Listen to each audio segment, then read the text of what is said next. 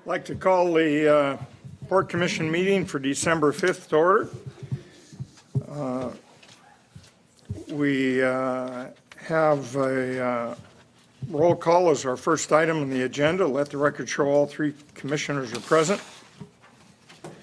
Our advisory committees, the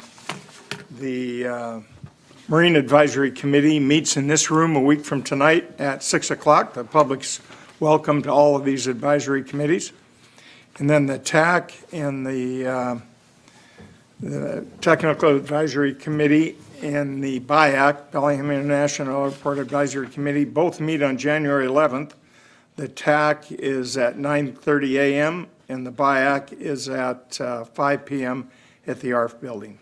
They're not meeting in the month of December, and the public's welcome to all of these meetings.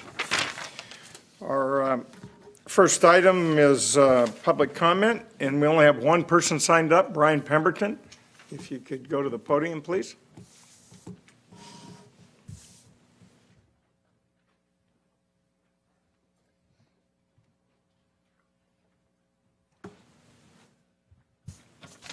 Commissioners, Rob, thank you for all of the service that you all have given, and Dan, thank you very much for the service that you've given, and Mike, to the Port of Bellingham.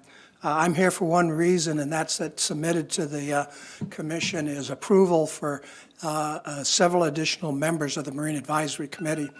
And I've served a long time on this committee, and I think this is the strongest slate of candidates that I've seen. And I would simply urge your favorable and positive affirmation of these candidates, and I think it will take the Marine Advisory Committee to a new level and serve the commissioners well. Thank you. Thank you, Brian, and I agree with you, and thank you for your service as chair of that for all the time that you were chair. You were a very good chair. So is there anyone that forgot to sign up, who didn't know to sign up? Super. Our next item is a consent agenda, if you will, please, Diane. A motion to approve the consent agenda items A through D. Any questions, commissioners, on the consent agenda? No, I have none. I have none. Just a clarification on the sculptures. We're storing numerous sculptures, and we get to keep one for doing that. Is that correct? That's correct. I believe it's 12 that we're storing, and we get to pick the one we want to keep. I think we're going to keep that out at the airport, so we'll let Sunil do that. Super. So, hearing no other comments, all those in favor? Aye. Aye. Aye. The record show that passes 3-0. Our first action item, if you will, please, Diane. A motion to authorize the executive director to execute the necessary contracts and employment practices for the implementation of the 2018 Employee Benefits Program. Thank you, Diane. Good afternoon, Commissioners. Elizabeth Monahan, Director of Human Resources here, and my annual discussion about our Employee Benefits Program. And this year I have really awesome news. So first of all, let me just kind of refresh your memory. And as a recap, in 2014 and for about 50 years prior to that, the Port of Bellingham was fully insured under a Regents program. And we decided to go out and get a new broker. We got a new broker, and that broker convinced us that we were paying way too much and encouraged us to look at being self-funded. So in 2015, we went into a self-funded program for our medical insurance using the Regents network. And the results have been fantastic. So how are we doing year to date? So through October, that's the best data that I have right now. Our medical plan is running about 99% of expected claims. So we're pretty much on track, right where we thought we'd be. We've had one stop-loss violation. We track large claims. Those are claims that are over $25,000 per claimant. We've got 11 of those that we're tracking. And when I say we, I don't know who those people are, but HMA and our broker, they're the ones that kind of track those and know what claims belong to which people. I don't know those.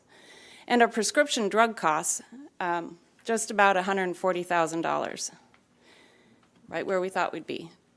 Dental vision plan, a little bit lower than expected, 96%, but December tends to be the time when people go to the dentist a lot, so we'll probably end up about 100% of expected claims. We've had one long-term disability claim this year, and we have 25 participants in our flexible spending accounts. That's both our healthcare spending account and our dependent care spending accounts. So rate changes. We went to the market this year, as Kibble always does, to look at our stop-loss insurance, because that's our largest fixed cost. And QBE, who is our current stop-loss carrier, came back with a fairly substantial increase. So Kibble and Prentice decided to go back out to the market, and they got quotes from 3 other providers. One of them was Sun Life. Sun Life came in with the lowest increase in administrative fees, and they were able to work with Kibble and Prentice to use the lowest maximum liability out of all of the other stop-loss providers.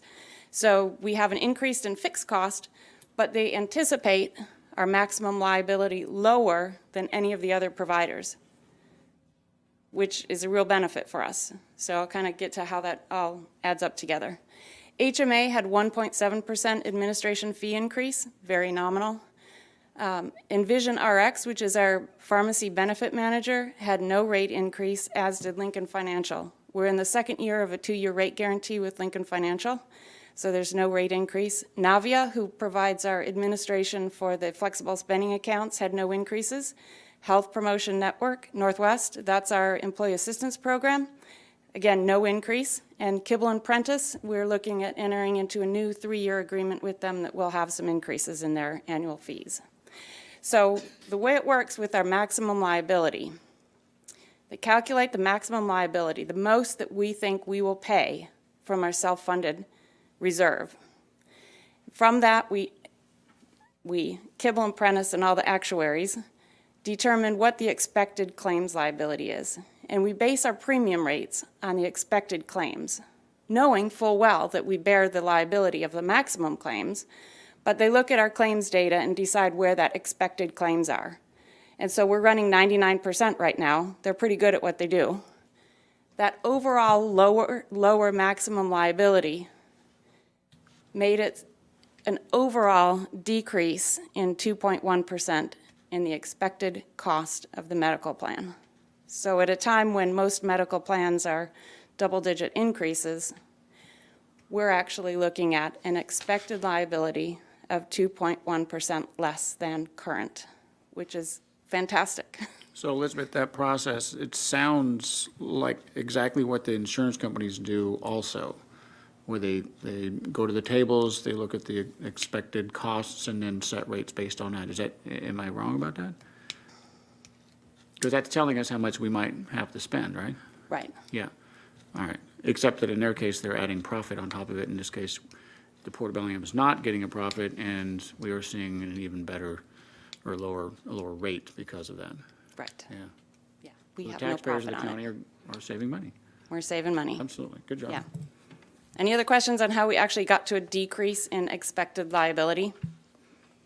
How much of a decrease was that? I didn't catch that, Elizabeth. 2.1%. 2.1, The admin fee for Regions was around 10%, if I remember correctly.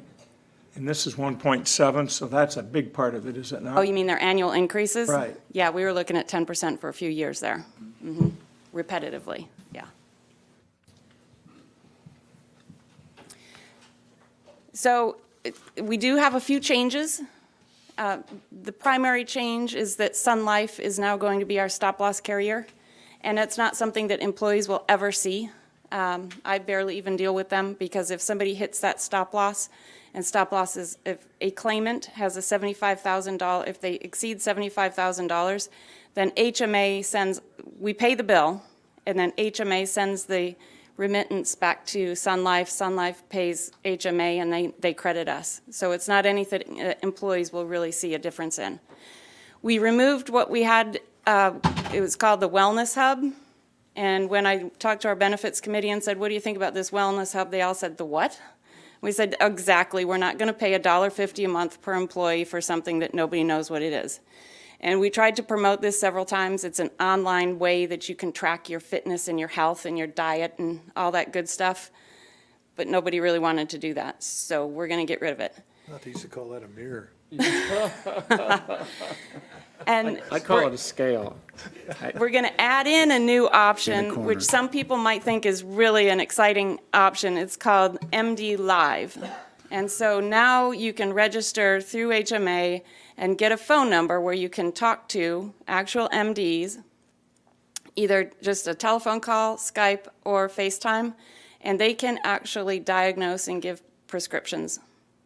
There's a $10 copay, but you can do it from your office, from your home, from your sofa, wherever you want to do it from. So it saves people the need to go make a doctor appointment, go sit in a waiting room with a bunch of people that are coughing and hacking and all sick and sharing their germs to find out, yes, you really do have that sinus infection that you knew you had because you get it every year and you just needed the prescription. This is not something that you would do if you had some random pain that had you doubled over and you couldn't walk. It's called probably urgent care. But this is routine things, ear infections for little kids, sinus infections, things that you know and they can diagnose easily. Our broker had a good example. She said she used Skype because she had some strange rash on her foot. So, she put her foot up into the camera and the doctor said, yeah, I can get you something for that. So for people who are interested, it can be a real time save, and it only costs $1 a month per employee. So just by swapping the Wellness Hub and the MD Live, we're saving 50 cents per person per month anyway. The biggest change is going to be on our prescription drugs. Prescription drugs, just the general cost overall, is increasing about 11 to 15% per year. That's because the cost of drugs are just skyrocketing, and there's not a lot we can do to mitigate that. When you look at the actual cost of healthcare costs, doctor's visits, how much it costs to have a surgeon, those things, they're about 7 to 9%. So if we really want to tackle costs, we look at prescription drugs. So we're going to make two changes. Right now, if you do mail order for your maintenance drugs, you're paying the same amount as if you were to actually drive to the pharmacy, get out of your car, go into the pharmacy, pick it up. But you have to do that every month because you have to get 30-day supply. Mail order, you can get 90-day supply. And actually, it costs our plan less because there's no middleman. So we're going to change it so that now you only have to pay 2 times the monthly fee and get 3 months of meds by going mail order. I hear people that use Costco think it's a fabulous place to get their meds because you go in, you enter it, you get your doctor's prescription in there, and it just kind of shows up in the mail. So we're going to encourage people to use mail order where it's appropriate. Obviously, if you've got an acute infection and you need something right now, you're not going to do mail order. But that's one way people can save money for themselves, and they'll save the plan money. The second one is Tier 3. Tier 3 drugs, those are our typically very high cost. They are the non-preferred drugs. Right now, we pay $40 for a 30-day prescription. That's really not much. Some of these drugs can be $800 a month plus, going up. So we talked to the Benefits Committee, and to encourage people to talk to their doctor about getting a preferred drug where they can, we're going to increase the cost of that Tier 3. It's going to be 50% of the cost of the drug, or a cap of $75. In 2019, we'll increase that cap to $100. So there'll be some people that maybe there is no alternative. They can only use the Tier 3 drug. That will be an increased cost to them. So when we do open enrollment on Thursday, we'll educate employees and remind them of the tax benefits for a flexible spending account. Because if you know that you can only use that Tier 3 drug, and you know it's going to cost at least $75 or a cap of $75 per month, you can plan for that, put that money away into a pre-tax savings account and use it to pay for those drugs. Then the last plan change, we've had some folks who are not on our medical plan, like spouses, who have another option with their own employer. So they stay on their employer's medical plan, but they get on our dental vision plan because it's free. And then they go get an eye exam, but their medical plan didn't cover eye exams because it's under their vision plan that maybe they didn't take. And our vision plan doesn't include eye exams because it's in our medical plan. So we're just flipping them. We're putting the vision exam, the once-a-year eye doctor, into the vision plan. Makes a lot of sense, right? Cost neutral. It's a preventive care. It's paid 100%, no deductible, so there's no cost difference there. It's just in a different plan. Any question on the changes that we're doing? Okay. So when I say that this plan is running extremely well, there's the numbers. So 2014, we were paying $1.7 million straight to Regents. When Kibble and Prentice came in and pushed really hard on them to get a good quote, they said, you know, we can actually do a 2% decrease because perhaps you've been overcharged for a long time. So they quoted us 1.69 million. When we went into the self-insured plan, we actually paid out 1.2. Then if you do a 10% increase on what Regents would have been charging us, you can see that by this year we'd be paying over $2 million. And so if you add the savings up, you get to about $1.8 million in savings. But I would guess that I would not be having this kind of conversations with you if we were still fully insured, because you would not be wanting to pay $2 million. It's not sustainable. We would have had to make plan design changes, and they would have been fairly draconian in nature because we couldn't afford to pay that much money. So it's not that we're saving money. We are saving money, but we wouldn't have been able to continue offering the benefit plan that we have today if we had stayed fully insured. So the savings, we probably wouldn't really be saving that much money because we really wouldn't be paying that much money. Does that make sense? Okay. All right. Any questions for me? I have a question, just something popped in my head. Folks with children that require EpiPens, how does that fit into our plan at all? I mean, I maybe off the wall question for right now, but it's just something that popped into my head. Yeah, the whole EpiPen question, because the producers, the expensive. manufacturers of EpiPen ran into a huge public relations issue when they increased their price so much, and it was unaffordable. I don't know what tier EpiPen is. I'm guessing they're a tier 2 drug on our plan. I know they're covered, I just don't. Okay, that was my question, basically, is it covered in our plan for our employees? Yeah, and another thing that we'll do when we talk about open enrollment, and then we'll kind of do some education for employees, if you actually go onto Envision's website and log in, you can set yourself up, set an account up, and you can go in and type your whatever drug you're on, and it will tell you what tier it is. It will tell you the actual cost. I was in there playing with it the other day and just typing in some drugs, and they probably think I'm really on some weird stuff. But it's fascinating because you can see where there's some tools out there. Envision RX is one of them. There's another generic one that will actually tell you what pharmacy in town will charge the lowest amount. Because an EpiPen at Fred Meyer Pharmacy may be very different than Walgreens or Rite Aid or Hagen. All over the board. They're all over the map. So if you want to take the time and be really a diligent consumer, you can go on these websites and see what they actually cost and then what your copay is going to be.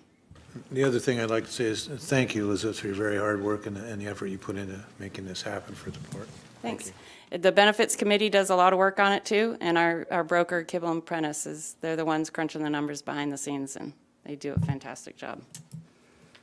Mr. McCauley, any questions? So just huge thank yous. I know, Rob, and I don't know how many years ago we talked about this. I think you still sat in the corner office, and there was some nervousness about it because it seemed risky. But I think, Elizabeth, when you were able to get the numbers from Regents, it made a huge difference and showed everybody that it could be a benefit. So obviously it has been a benefit, and we do. I'm sure we all appreciate. I'm sure the taxpayers appreciate your work. Yeah. There, so. For years, because of our size, Regents kept telling us that they wouldn't give us our claims data. And somehow, right at the end, when Kibble and Prentice was really pushing on them, and it looked very clear that we were going to step away from them, they finally gave us claims data. And if I remember, maybe you remember, Tamara, we were running about 68%, which means they had a lot of profit, right? That's a lot of profit out there. And the Affordable Care Act minimized how much profit they could have and what they could spend on administrative fees. But, yeah, we just kind of cut that whole piece out.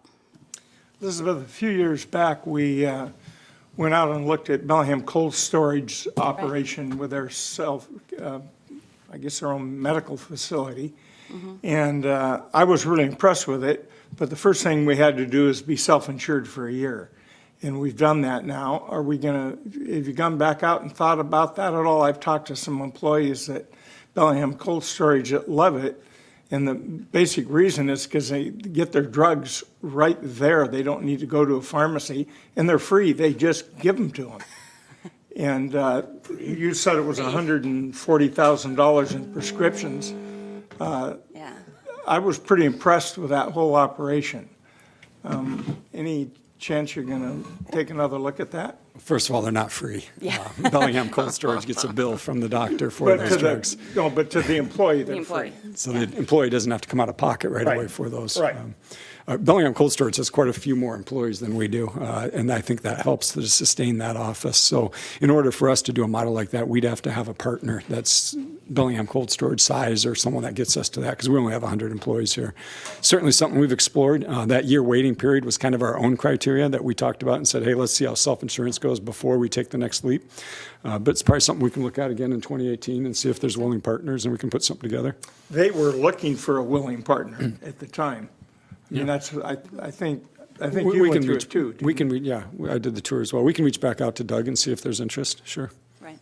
Well, that raises an interesting question, though, because the cities and counties can have a plan here in the states that you can join, and the port's looked at joining and hasn't joined in the past. Is it different than what I'm hearing talk Well, about there's right a now? few different options. So I think the city is with Association of Washington Cities, AWC, and that's a trust, and you can buy into their different plans. And they kind of set the rates, but they're such a large group that the pooled rates are generally pretty good. There's also the Public Employee Benefit Board, which all state employees are in, and we could get into that plan if we wanted to. The problem with we call it the PEB board, the Public Employee Benefit Board, the best plan that they have is an 80% paying plan, and we have 100. So if our costs are still manageable and in the ballpark of the PEB, why would we go to such a Right. lower, less robust plan than what we have? And they aren't offering anything like the clinics or anything like that, Not that right? I'm aware of, Yeah. no. But that's something we can definitely look at, and we could maintain, you could even consider, because you wouldn't drive, everyone wouldn't want to go to the clinic. You'd have to have an option for people that said, I don't want to go to the clinic, I need to go to my own doctor for whatever reason. And they had that, if I remember They had it, right, correctly. so it's good, it would be kind of this merging of a self-insured plan with an on-site clinic and how you do that, and what the costs would be.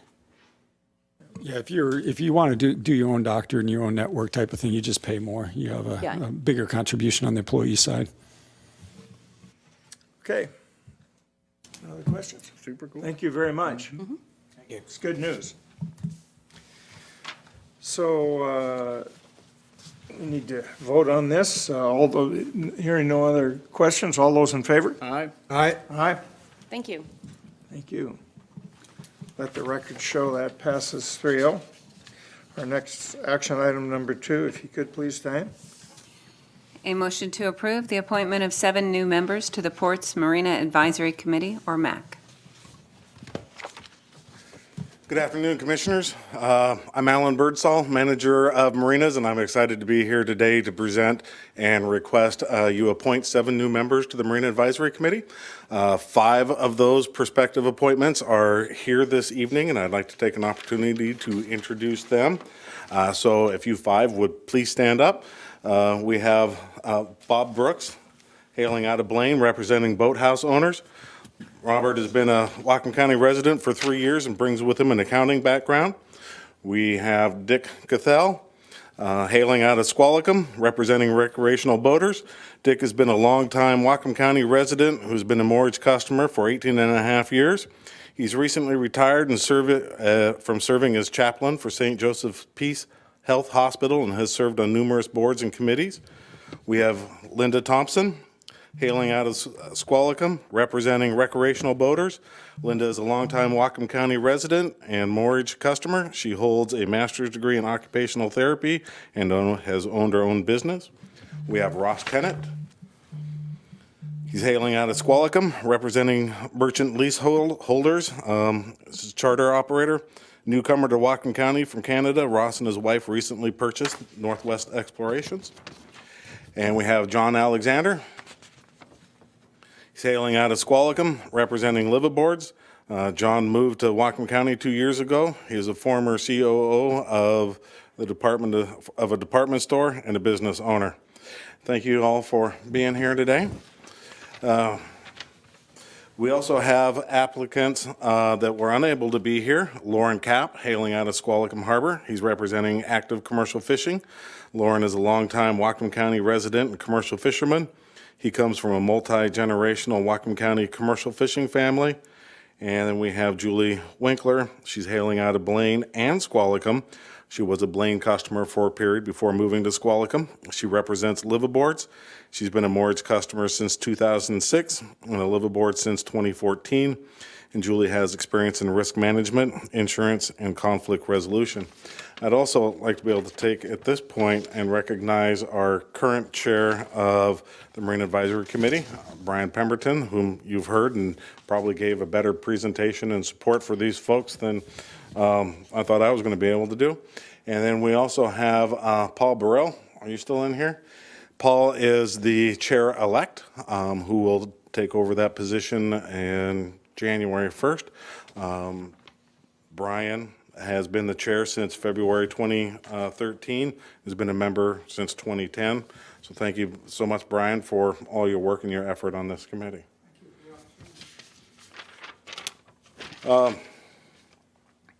So back earlier in 2015, a couple of the Marine Advisory Committee folks indicated that they would not be moving on beyond 2017. So we worked with the Marine Advisory Committee and put together a membership drive for the Marine Advisory Committee that included half of the August-September Marinas newsletter saying what the Marine Advisory Committee is, what kind of things do they do, what does it support, who the current members are, and if you're interested in becoming part of the MAC, to contact the port staff. We reached out and did independent contacts from referrals from Marine Advisory Committee members, staff members, recreational, commercial tenants, and reached out to folks. We got a total of 9 applications. Resolution 1144 that the commission passed requires a minimum of 10 members. We thought we have a current membership of 8 plus the 2 ex officio chairs. So we were making a goal to get to a total of 15 plus the 2 ex officio chairs. So we received 9 total applications. They were all excellent. It was selected to take 7 of the new members that bring the best cross mix of representation of various kind of interest groups. The folks were unanimously selected by the Marine Advisory Committee, recommended at its November 14th meeting with a request to bring it forward to the commission requesting their appointment. So with this, I am happy to ask for your approval and appointment of these 7 new members. Thank you, Alan. Any questions? Nobody was shanghaied, right? Nobody was shanghaied, no. Everybody's here of their own free will? Yes, right, Okay, yeah. just wanted to make sure. No, thank you for stepping up to all of you. I will tell you, one of the most important things that the MAC has done for me in the last 8 years is offer your input, because I don't spend all my time in the marinas, and you folks spend a great deal of your time in the marinas. So getting your, sort of different viewpoint that the staff otherwise wouldn't have either, is incredibly valuable for the new commissioners that are coming up. So I hope you have a chance to get to meet the new commissioners and work with Bobby as well. And of course, the staff will rely on you for a lot of things. And I just want to say thank you for stepping up. And Mr. Pemberton, it's been fantastic having you on board as long as you were there. So thanks to all of you. Yeah, I agree. Thanks for stepping up. It's a commitment, and it's nice to have the people that use the marinas help make the decision on the marinas. And Brian, thank you once again for the wonderful job you did chairing that committee. So, no other questions? Thank you very much, Alan. And all those in favor? Aye. Aye. Aye. Thank you, Commissioners. So this brings us to adjournment for an hour, unless you want to move anything up on this schedule. There's a couple other items I wouldn't mind bringing up if you have time, but if you want to wait, I got a Christmas party I want to go to later, but no big deal. We can move other business forward, and whatever you have on, I'm good with Okay. it. I'd still like to take our 5 to 5:30 break, but. Sure. Well, if we had from 5 to 5:30, sure. Yeah. One question I had is the EDI board's coming up. I think you're on that, aren't you? Commissioner Correct. Briscoe? There's 2 items coming up, and I just thought it'd be nice to have a discussion on what you think about the 2 items that are up. Very good. The one item just came out a couple of days ago, so we haven't had much time to chew that over. They came very late with that. Has to do with the fairgrounds up there. That's the agricultural facility out at the fairgrounds. The first one, I struggle with it. It belongs in, even on the floor of the EDI when we're talking about permits and things for houses and building a tax base instead of building a job base to pay taxes. So the first thing, first item on the EDI agenda, I'm not in favor of as it being there. I believe it doesn't, I believe it, in my mind, it doesn't meet the criteria. It doesn't do what it's supposed to do. We're supposed to be creating a long-term economic basis. Well, the best example I can think of is All-American Marine. You know, you put a bunch of people to work, you put a company in good shape for a long time that's going to help the economy of our county. I don't feel that permits. Bob, can you explain what that is, what the issue is? A lot of folks don't quite know what you're talking about. Can you explain what the issue is? Oh, the issue for your Economic Development Board is monies set aside to facilitate, say, start a new business or to provide an economic basis for jobs, for long-term job growth. And there's criteria for that. This kind of caught me off guard a little bit. I don't have the criteria with me, but Rob can step in and help me sometimes with this. But it basically it's monies that come from different areas that go into a fund to enhance economic growth within the county, and you have criteria to meet, and anybody can apply for it. So just if I can clarify where the money comes from, it's a rebate from the state on sales tax the county pays to the state. So we send X amount down there, the state sends some back. I think it's 0.09% of the money that we send them, we get back. That's why they call it the 0.09 fund. But that money can only be used for economic development. The money goes to the county. The county has a economic development advisory board. The ultimate decision rests with the county council, but the advisory board advises the council on what they think is an appropriate use of that money or not. And there's 2 subjects right now in front of the EDI board that Commissioner Briscoe sits on, and one of them is the one he's talking about, which is essentially an offset to permitting costs for certain housing projects. So I don't believe that, at least from my reading, the information that's been given to me, I don't believe that permitting houses and ground layout for building a tax base for a city was what this was developed for.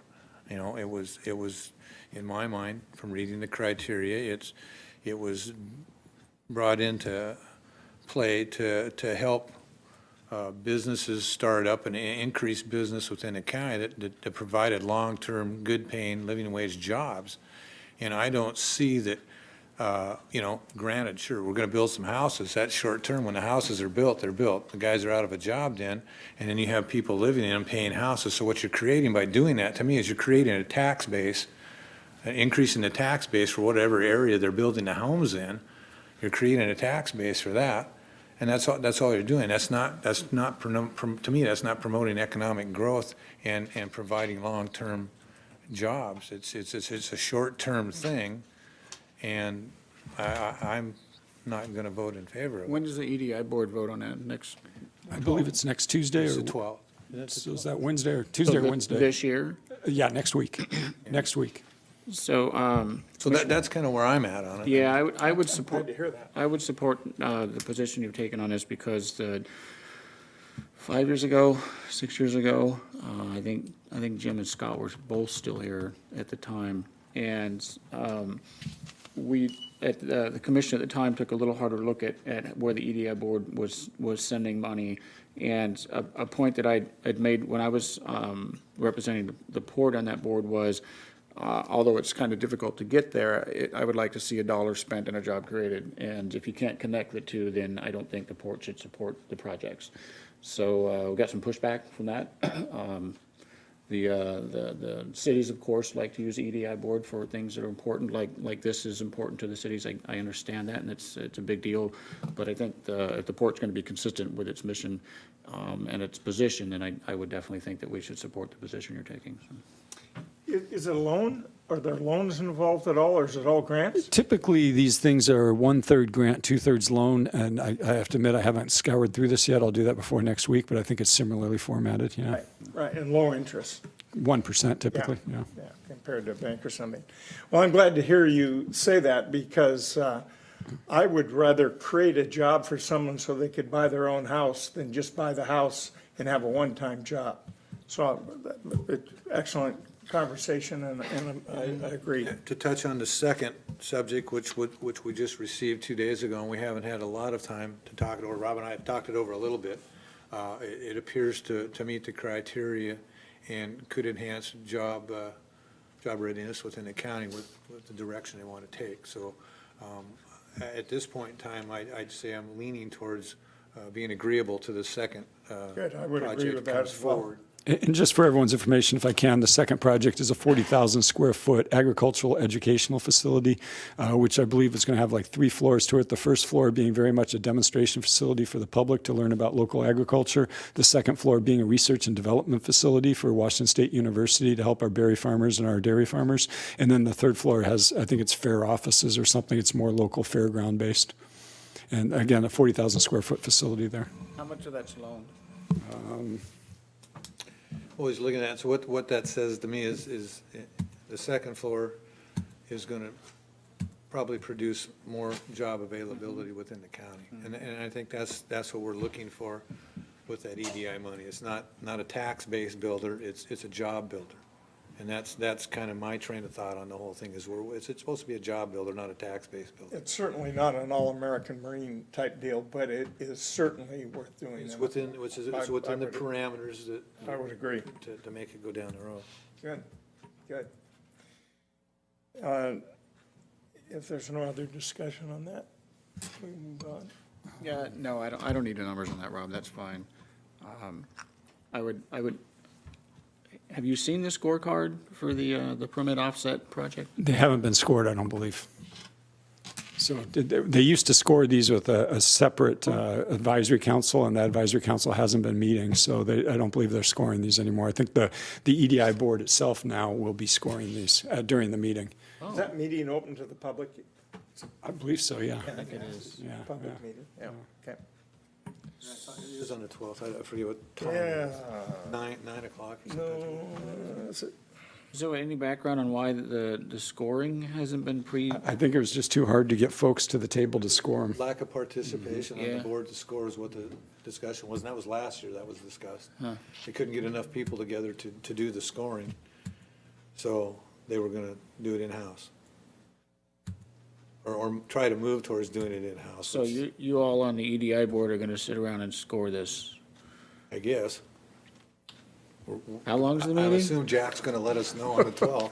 Because I've seen those scorecards, and I know how many people come to those meetings. That's a long meeting. There's two, received 2 letters on it. Okay, 9:30. The meeting's at 9:30 on the 12th in room 514, which is on the 5th floor of the county courthouse. It's in the morning, those AM, right? Correct. And who's the proponent for the, It says PM. for the perm- It's Phil Schisler? Yes, I believe so, but his company, Paul Schisler, excuse me. his oh, Paul's company gonna be mad at me. is, All right. 9:30 a.m. Yeah. on the 5th floor, yep. Okay. Good. Good conversation. The other question I had, we received some information on Build Homes that wanted to, gentleman that's starting that, building homes in a building and moving them out, takes about 3 months. And I see he wanted to lease part of the F Street warehouse that's available. And he's a new company. He wanted 68,000 square feet, which really isn't half of it, and we've wanted to save it for marine trades. At least I think that's the direction we are going. On the other hand, a bird in the hand's better than 2 in the bush if he wants to do it. And we can get him to a year lease with a 3-month notice after that to leave. It takes him about 3 months to build a house. I would think we should, fill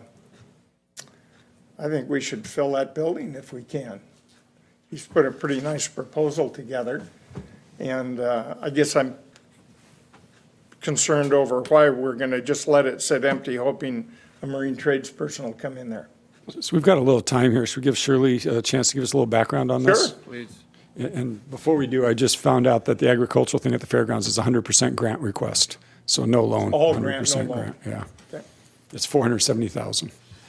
There's fair offices on the 3rd floor? The 3rd floor looks to be some offices associated with the fair, and WSU Research and Development on the 2nd, and the 1st floor being the agricultural demonstration A area. little pushback on that one.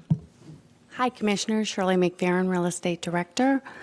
I have been talking with Mark Rylant for a couple of years. He was formerly with Method Homes and has since left that company and would like to start his new company, so this would be a startup.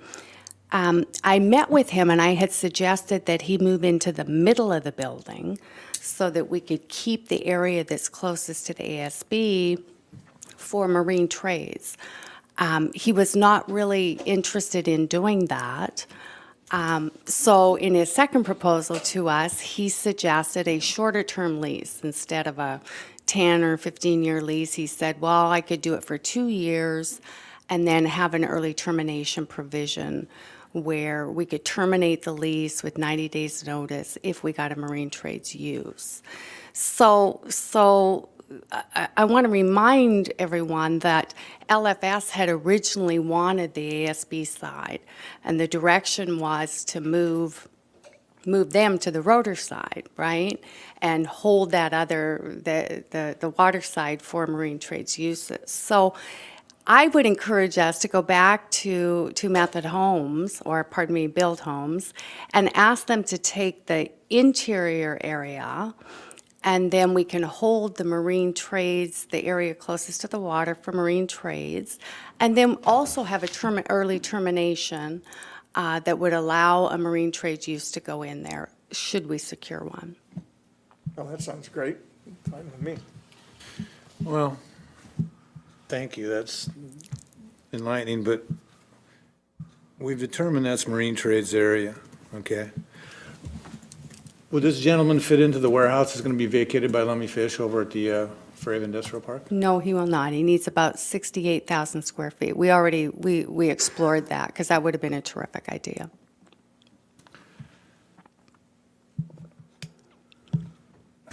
With the things we're talking about in the background that we haven't brought forward yet, that there's other things revolving about things that could happen at that particular site, I would prefer to keep it marine trades only and see if we can find something else to help this gentleman out, somewhere close by. That's my stance on it. I understand that, you know, it's a building sitting idle at the moment, but it was sitting idle 2 months ago too, and we filled up half of it. So, and the folks that did fill it up, I think could possibly make a move and fill more of it up in the near future. And I really don't feel comfortable putting something that's not marine trades in that building when we designated that area as marine trades.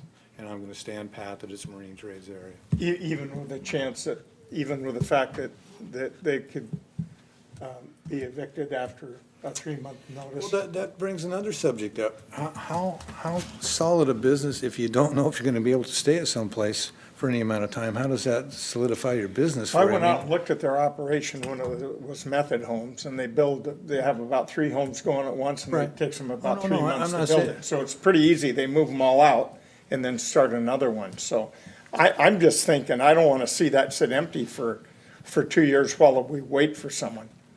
Well, I don't think it's gonna sit empty for 2 years, but I still maintain, I believe that's the marine trades area. I mean, we've had other folks approach us about doing things in there that were legitimate business also. I would like to see first, before we commit to anything, from myself, I'd like to see if we can't do something different for them before we commit to doing anything there. They looked at the Lignit building as well, didn't they? They did. Okay, good conversation.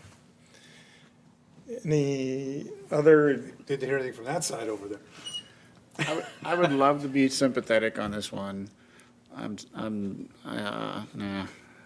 It's hard to support that. I think, you know, you heard me last year, or earlier this year, arguing on behalf of marine trades and what I'd like to see happen in that building. So, it's a tough one, Dan, I get it, but, I think the hassles are greater to do it than to not. That's great. Thank you for that direction. Thank you very much. okay, any other new business or other business you want to bring up at this time? I have some, yes. It's regarding our unwritten protocol of who employees contact when they have issues and the chain of command, so to speak, how that moves up the ladder, as well as how it moves down the ladder from management level down to deal with issues that come up. We really don't have anything written that's very clear.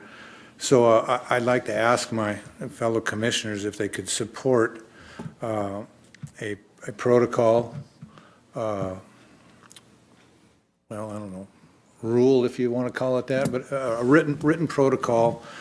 And by written protocol, I mean if an employee, something an employee is given and he understands who he needs to talk to next in case there's an issue that comes up that they need to resolve. You know, the next step up the ladder, the next step up the ladder. And the other thing that I think needs to be included in that's very, very important that we don't talk about much. We talk about, you know, where something sits as far as listing it, you know, how important it is and so on. But time sensitive. Things come up that are very time sensitive sometimes. And by time sensitive, I mean, you only got a few hours to deal with, or you've got a day or two to talk about, and when someone brings that issue up, the person they go to talk about, their next person up the ladder they speak to, their supervisor, whomever that person needs to be, it needs to be told, oh, this is a time-sensitive issue. And I feel that supervisor needs to have a limit on how long they take to get back to that person with some sort of an answer of where it's going. It created an issue for us that probably never should have happened. There was lots of people involved and lots of things went wrong. And I'd like to have something in black and white for our employees and for our management to refer to when these things come up, so that we have a clear avenue on how it's going to work. As well as the time-sensitive issues, you know, as you got your non-time sensitive issues, which, you know, aren't nearly as important. They're important, but they're not something that needs to be answered in an hour or 2 hours or whatever. So I'd like help giving from my fellow commissioners and giving staff direction to come up with a paper like that for our employees and our management. Elizabeth, where's Elizabeth? You still here? There you are, hiding in the back. There's an employee handbook. Is this something that wouldn't be There is covered? an employee handbook, and it is currently in the process of being updated because many of the policies had not been updated since about 2003 or 4. So it's gone through a review process. I would take a subject matter expert, and they would help me write it. And it went to Rich Davis to review all of them for legalities. Rich helped me add in a couple new policies, and it's gone to the directors, and we're just about ready to roll it out. But if you would like to have a policy in there about communication and chain of command or who you talk to, I'd be happy to grab Rich and Rob and create a policy. Well, I would assume in there, though, that a person who they report to is their so-called chain of command. So every employee has someone that they report to.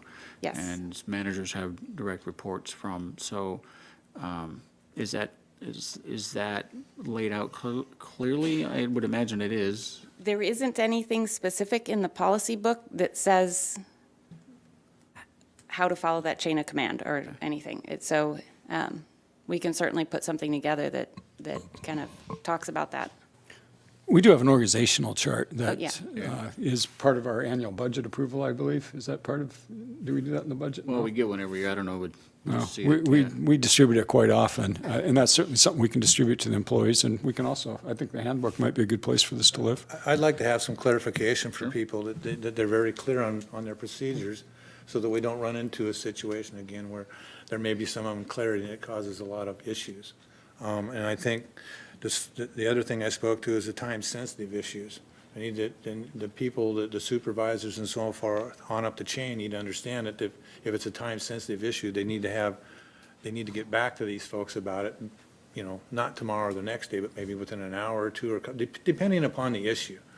But that there needs to be a time cap on a reply from somebody up the ladder from the employee so that they know that what they asked about was heard and they get a reply one way or another. And if they're not happy with that reply, then they can move up the chain further. But some things are time sensitive, and that's where we've run into a problem. So I would ask that we put that in the handbook and with very clear clarification so nobody has any questions. Nobody has to assume anything. They know what they're supposed to do. So it sounds like, do I hear that the direction is go ahead with an addition to the handbook with those two in it? That would be fine. Let's with me. take I a think look and that's see the- what it is. when it That's the comes proper out. place for it to be. Sure. Okay, good. That's all the other business I have. That was easy. Did you have any you want to bring up before now, One or- quick question for Elizabeth. Elizabeth? Oh, nice try. On the spot today. You're popular this evening. Any updates on where we are with the left process with the airport group? Anything? Wanna- So we met yesterday or Yesterday. last week? I don't remember, with Commissioner Briscoe. It seems like a while ago, but I guess it was last night. And we went through some of the job description stuff. We are going to circulate that information to the three commissioners along with the questions that DRS got back. DRS, DRS right. got back and asked of us.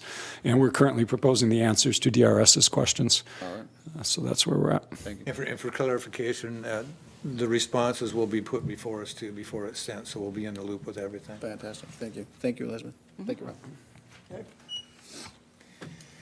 Anything else you want to tackle before 5? Nope. I'm good. Okay, we're adjourned till 5:30.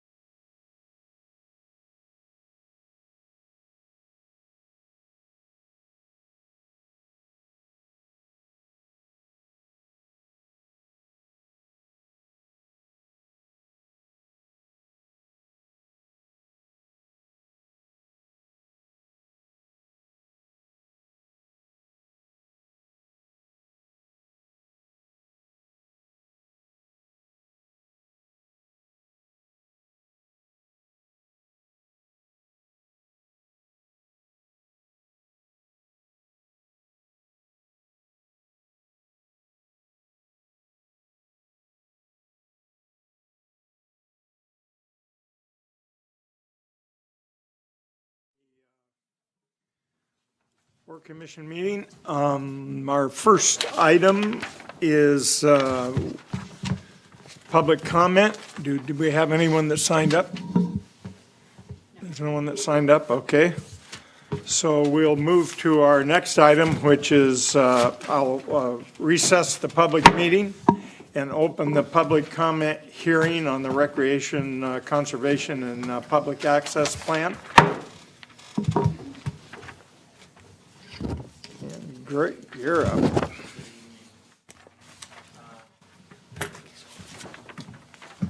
You know,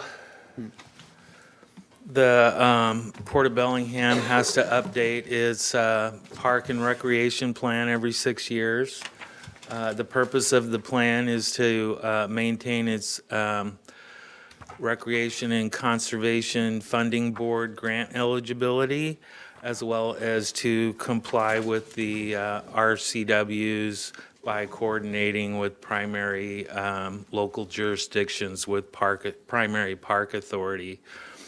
So I just wanted to summarize the plan that has been drafted. There are 13 projects likely to be undertaken in the upcoming 6-year period. Approximately $12,600,000 in public access improvements, almost $1 million in boating facility improvements, and a little over $3 million in conservation projects. Of those 13 projects, 7 of them will include some grant funding requirement. These were the funding sources identified in the strategic budget that you passed last commission meeting.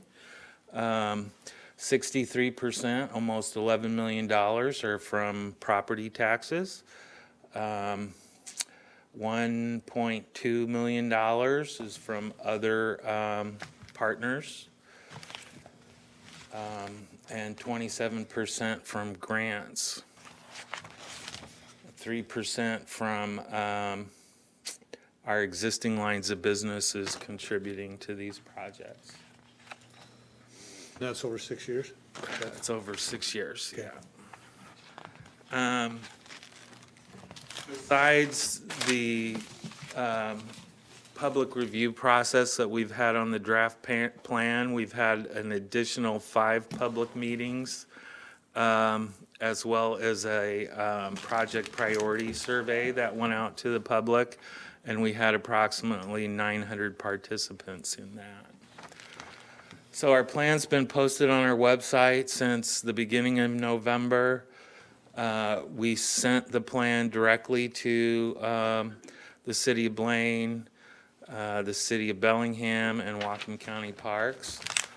You will receive just today a comment letter from the City of Blaine, which staff believes we can address their comments in the final version of the plan. We also presented the plan to the Marina Advisory Committee on the 14th. We held 2 public meetings, one in Bellingham, one in Blaine, on the 15th and 16th. And we noticed tonight's public hearing in the Bellingham Herald in 2 consecutive Sunday editions of the newspaper. Some of the comments I had received as of late yesterday had to do with Blaine. It was noticed that we still had the fueling icon on the Blaine map. While that, we're still, our real estate division is working with the tenants up there to study the industrial development area, and it hasn't really been decided the long-term situation for fueling operations up in Blaine. We're going to take that icon off this map for the final version. I might throw in it, you still can receive fuel in Blaine via fuel truck. You just have to arrange it. So there is still fueling opportunity there. It's just not there physically 24 hours a day, 7 days a week. So you still do have some opportunity to fuel there. If you call ahead and arrange it, it will come by truck.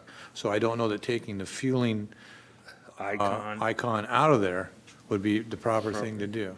Is that? It's not available where the icon is on your map. It would be across at the corner of the Sawtooth, straight across towards the Inner Harbor from there. That's where you would get your truck fuel if you wanted to get it. But that is available for recreational and commercial as well. Okay, we'll relocate the icon then. Thank you. It was also noticed that we had missed a picnic shelter by Gate 2. That will add that icon on there. And then the legend on there for the red dot, basically just specifically mentioned it was Seafarers Memorial. We're going to change that to points of interest because there are multiple red dots on that map. So we'll be changing the legend. And then we'll also be updating our inventory on another page with that picnic shelter. And we're also will, on the hard copy version, increase the font size of the public comments from the public priority survey, as they were pretty small and hard to read in the hard copy version.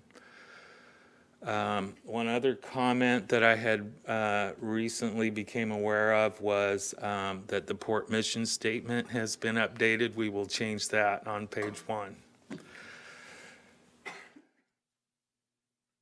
So this plan complies with the RCWs.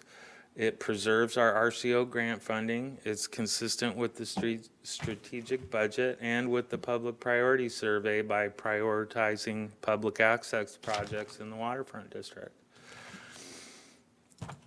Our next steps will be to consider the public comments, if any, from tonight's hearing. Gladly accept any input or direction on the development plan, on any of the projects that staff has stated likely wouldn't happen in this 6-year period, to make sure we're accurately reflecting your thoughts. We'll make final plan changes and report those back to MAC. They will be meeting on the 12th, next Tuesday, to take action on a recommendation as to the plan, and we'll bring that back to you on December 19th before you take action on this plan. And that's all I have. Thank you. Any comments, Commissioner Briscoe or Commissioner McCauley? The only thing that I would ask is on the comments or recommendations from the city of Blaine. Are we good with what they have here? That's all I have. Yeah, I believe we're going to incorporate all of Blaine's comments into the final plan. Why would, on figure 11 in response, or it's from the city of Blaine's letter, point number 3, figure 11, showing the non-motorized launch, why would we have thought there's a launch at Semiahmoo and Blaine says there isn't? He specifically is speaking to constructed facilities, and the intent of the map was where enthusiasts typically launch from or are known to launch from. We got that information directly from the Wake Kayak organization. Right, yeah. And so they do list Semiahmoo as a kayak launch that can be used, although they do recognize that there are no constructed facilities. Like the one near the Semiahmoo Museum, they say, well, restrooms, you got to go inside the museum, and that it's like you got to haul your kayak 100 feet, and at low tide, it's a muddy mess.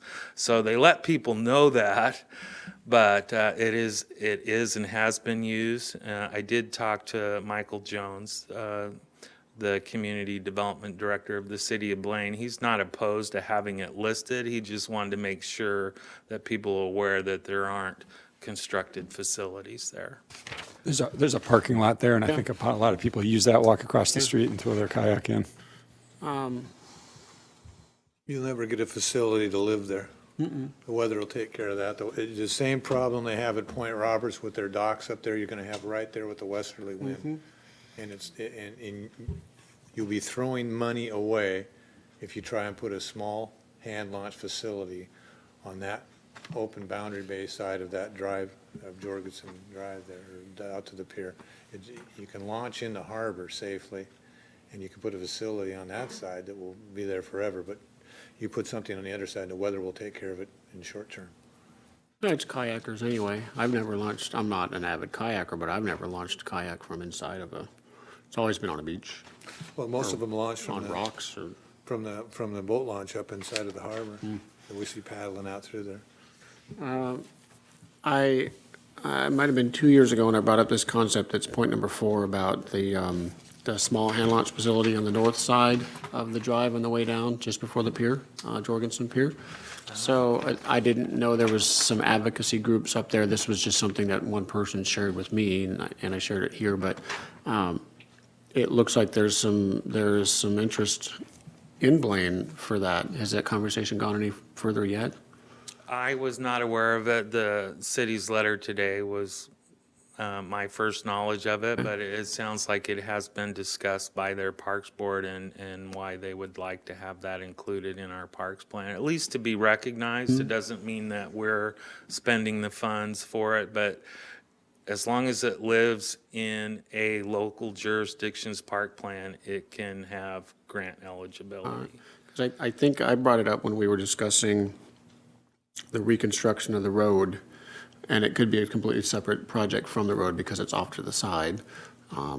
So that, but that's kind of cool that there's some advocacy for that, so. I have a couple of quick questions. One, page 52, and it's in the capital improvement program, upper right in the log pond shoreline habitat restoration. So along the log pond, because of the shipping terminal, I've advocated against having public access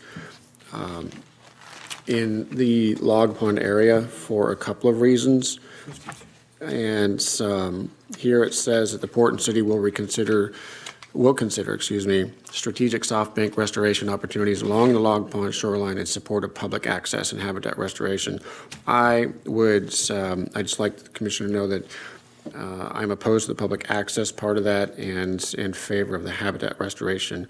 The public access part of it is, I think it's unnecessary. It's expensive to put a trail through along the edge of the log pond, which in essence is a dead end cul-de-sac because you won't be able to get through the shipping terminal. So I have advocated with some folks at the city against that as well, which would save some money. And we could still provide the habitat, which is awesome, but a nice trade there is it looks like we've got some good traction on using the old GP wharf, which was not a consideration before. So I think that's a really good trade right there. So there can be some better habitat restoration project without the expense of the public access for a dead-end trail. So just want to. Won't Waypoint Park have some access? Well, it certainly does, but along the log pond, just beyond where the steam plant used to be, not the steam plant, the chip building, yeah. What page on? 16. So I guess we can look at 16. So the trail, it's been in the master plan for quite a long time. My last chance to advocate against it. Because it dead ends at the shipping terminal, you essentially would be able to walk to the end of there, scare away all the ducks, and then walk back with your dog because there's nowhere to go.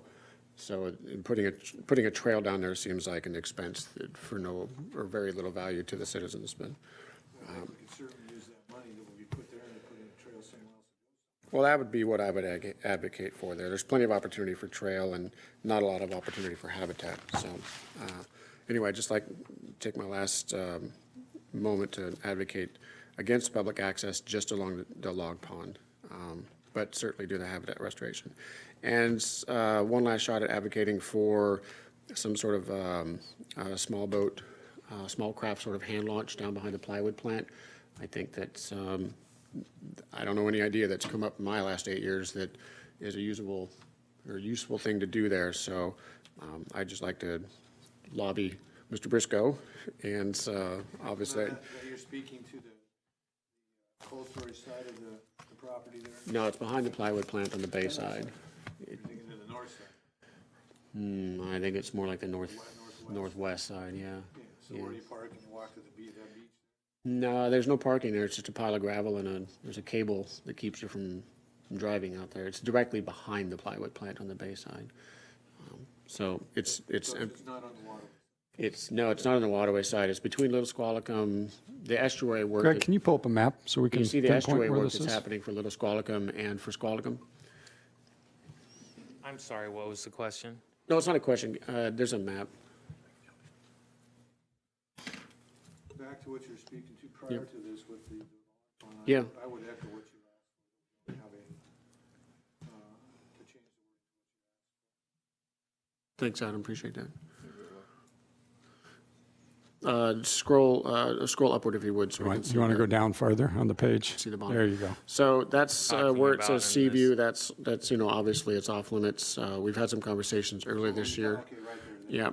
Yeah, that land right there. That's the side that's the cold storage. Oh, I thought you meant over on the other side. Protected side, it has, Yeah. you're talking about the old log ramp is what you're talking about. Yeah, so this is a really hard site to develop with any kind of structures. I know it's expensive, and Sylvia, you've gone through a lot of that for us in the past to sort of describe what we can do there.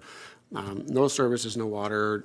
The constraints for building anything are really extreme, so you end up with something right in the center of the property.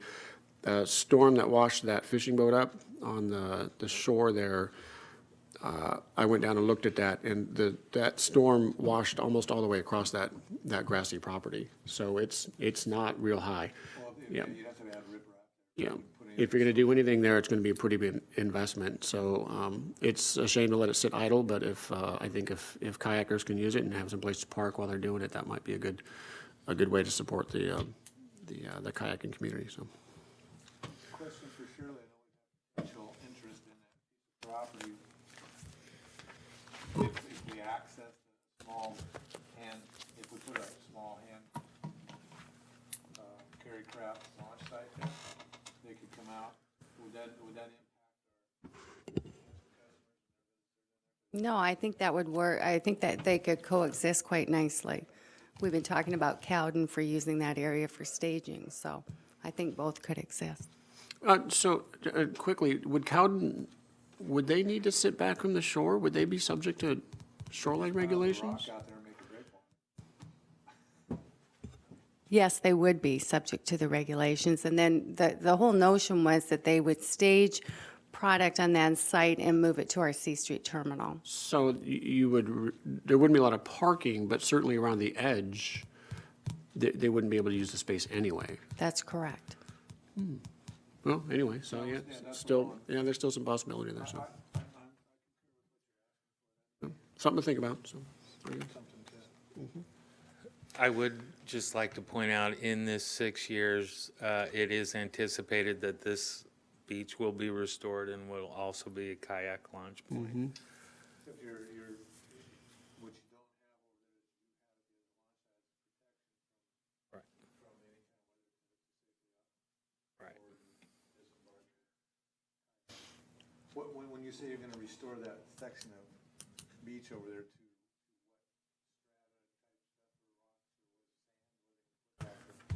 I believe it'll be similar to our Fairhaven Marine Park shoreline. Mike Hogan has more information on that project. It's been designed to a certain level, I think 60% design at this point. Is there, is Mike here? There's Mike. There was a groin that was supposed to be added. Is that part of the final design to protect that shoreline? That's correct, Commissioner. Michael Hogan, Public Affairs Administrator. Yeah, the concept is about where the big propane tank is, to pull back the riprap, and there's some rebar and concrete chunks, and that would extend onto to the existing beach that's there, and it'd be more like a marine park type of naturalized beach. So, and there would be a growing to keep the sediment in place as part of the final design. And that project's fully designed. We'd anticipated getting funding through the Department of Ecology for construction. And then the state budget crisis hit, and so it's still a high-priority project for the Bellingham Bay pilot team, but we're just kind of waiting for that habitat funding to materialize. All right, thank you. Do you know approximately how far out that would extend from the beach? It would actually pull back from the existing riprap, so the beach would lay back for, if that makes sense. So they're going to come back inland and make the beach? Correct. So it's protected by what is there now? Correct. Okay, I Yep. got you.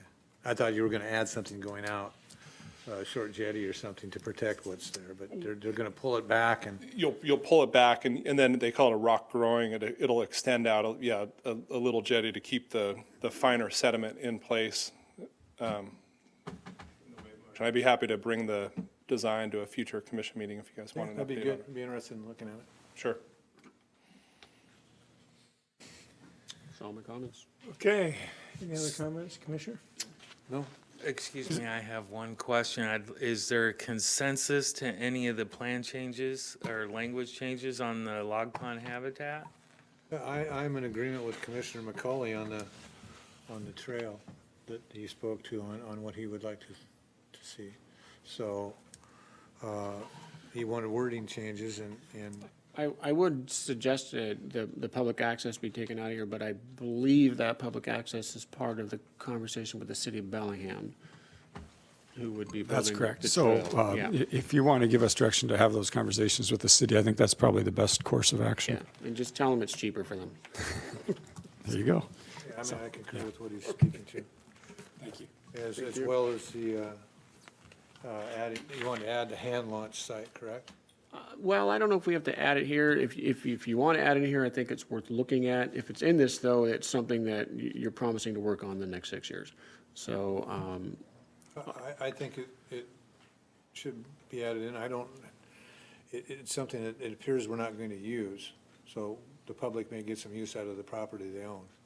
So I don't see that it was going to be a large dollar figure to put something like that in, or just cleaning up the stuff and putting a good trail out to is basically what you're doing with that sandy beach that's already there. So I would say that we would probably, I think it'd be a good idea to add it in so that it's there. So if we decide to do it, we don't have to do, I'm in agreement with the direction you're going on this. Sylvia, you have a comment?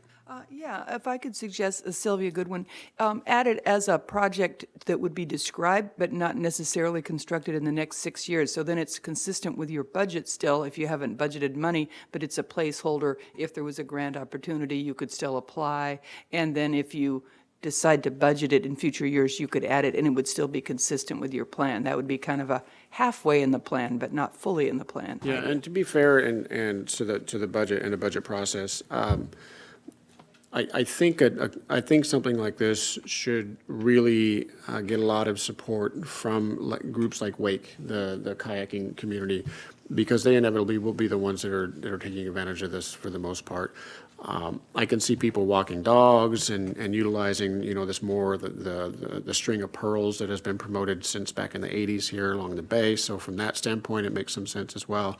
But kind of right where I'm at right now is just to keep the budget low. It's not a park, but it's a location where people can hand launch. So I think, Sylvia, if that's the way forward to get this conversation, to have the conversation remain, then I would certainly support that. So. I would support that Yeah, also. cool. We'll do that. Thank you. Thank you. Thank you. Was there anyone who signed up for public comment during the public hearing? Was there anyone that signed up? Okay. And no one that wants to speak that forgot to sign up? I think we need to officially recess to the public hearing and We will. open a public, okay. Yeah, so no one, okay, so we'll recess the public hearing and we'll reconvene the public commission meeting. And our next item is a presentation on the waterfront update.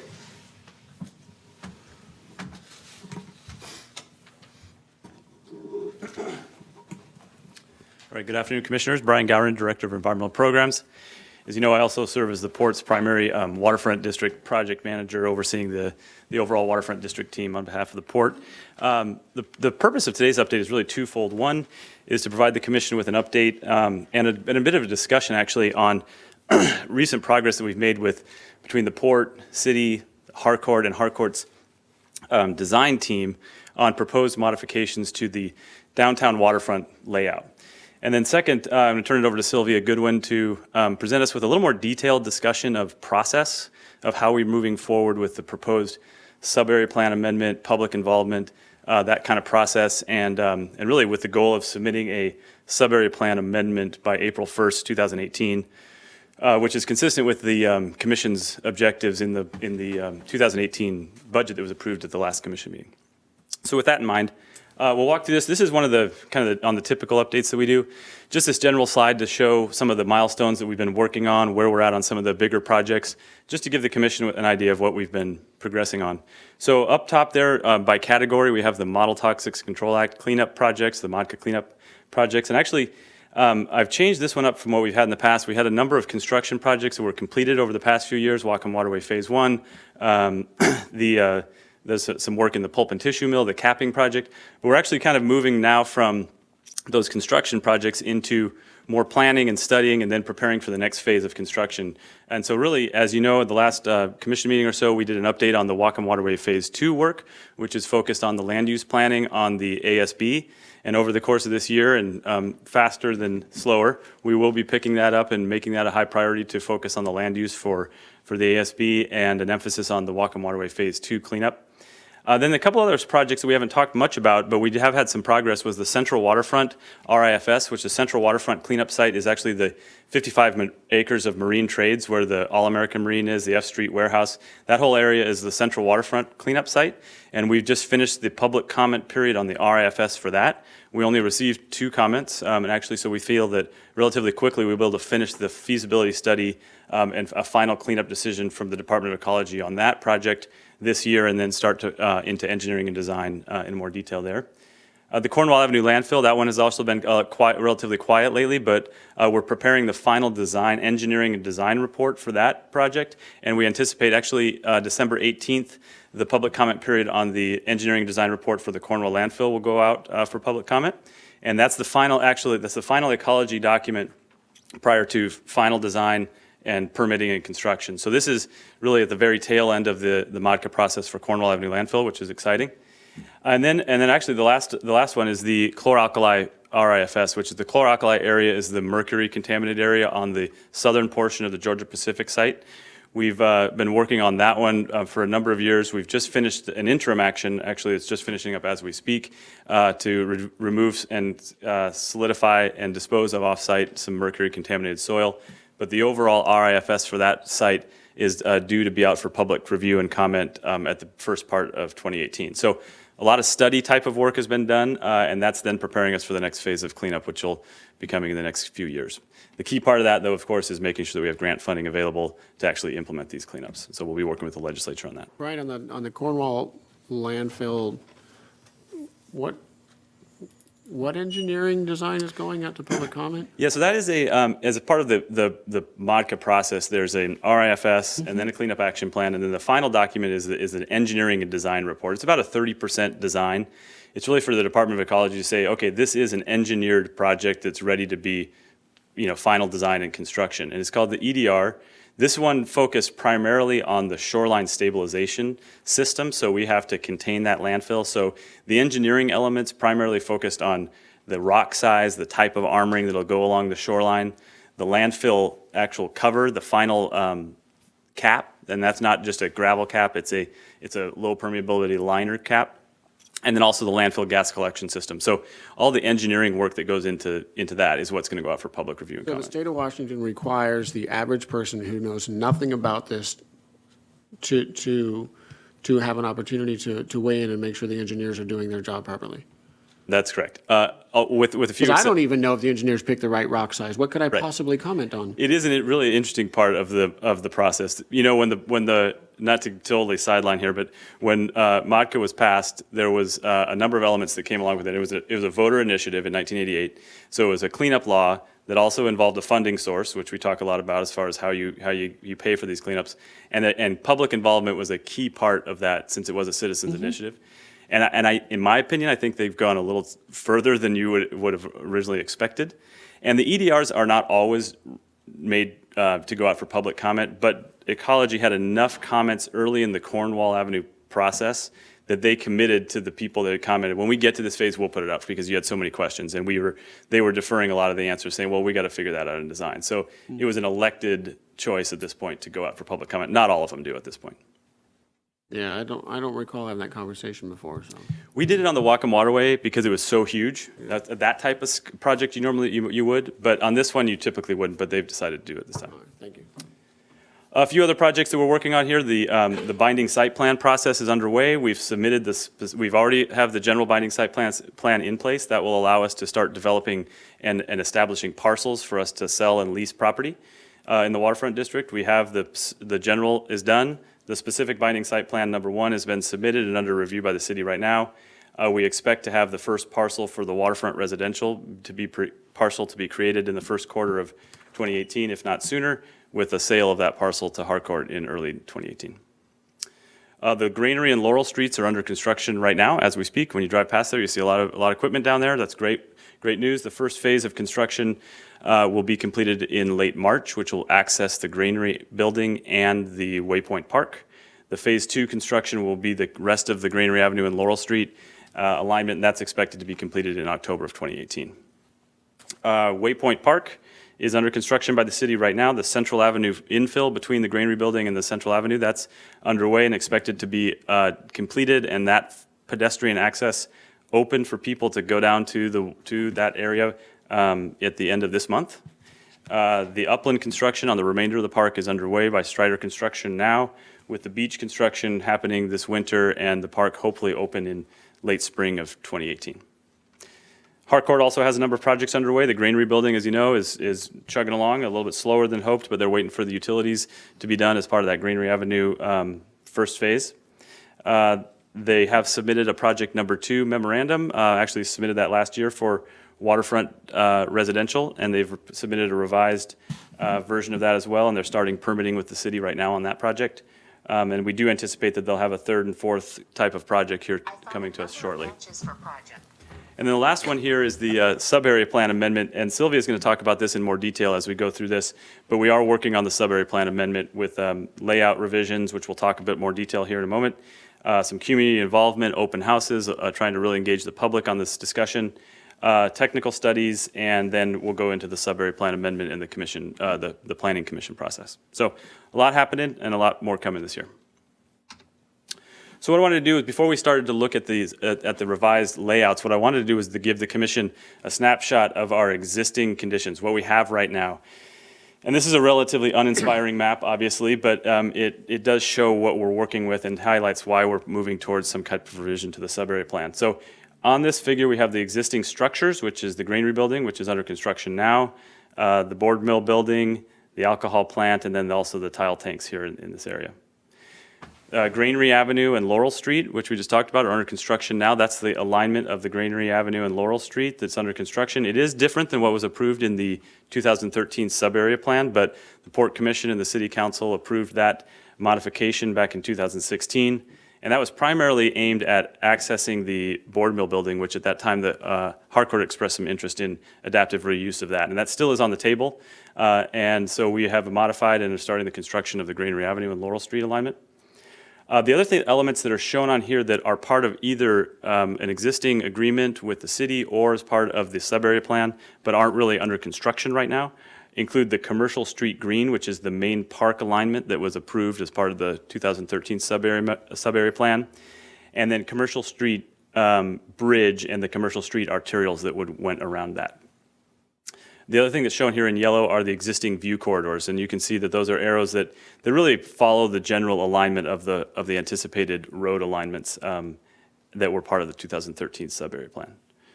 But the other thing this highlights is that it's not a really clean situation right now. We've got a lot of limitations on where we can build, how we can build, and this has really been the the driver for why we've been trying to move forward on a sub-area plan amendment that rectifies all these kind of, these small changes and interests in retaining the existing structures that are down there.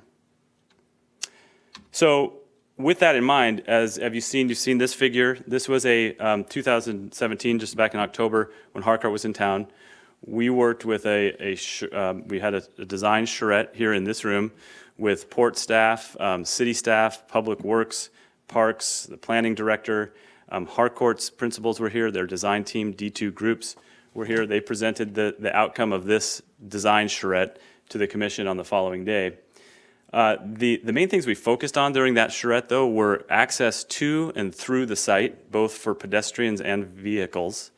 We focused on the road configuration and layout, the park connections, how the general park layout and location, not necessarily park designs, and view corridors. So those are the main things we tried to focus on. And we knew at that time that there would be additional coordination with the city, with Harcourt, with the public.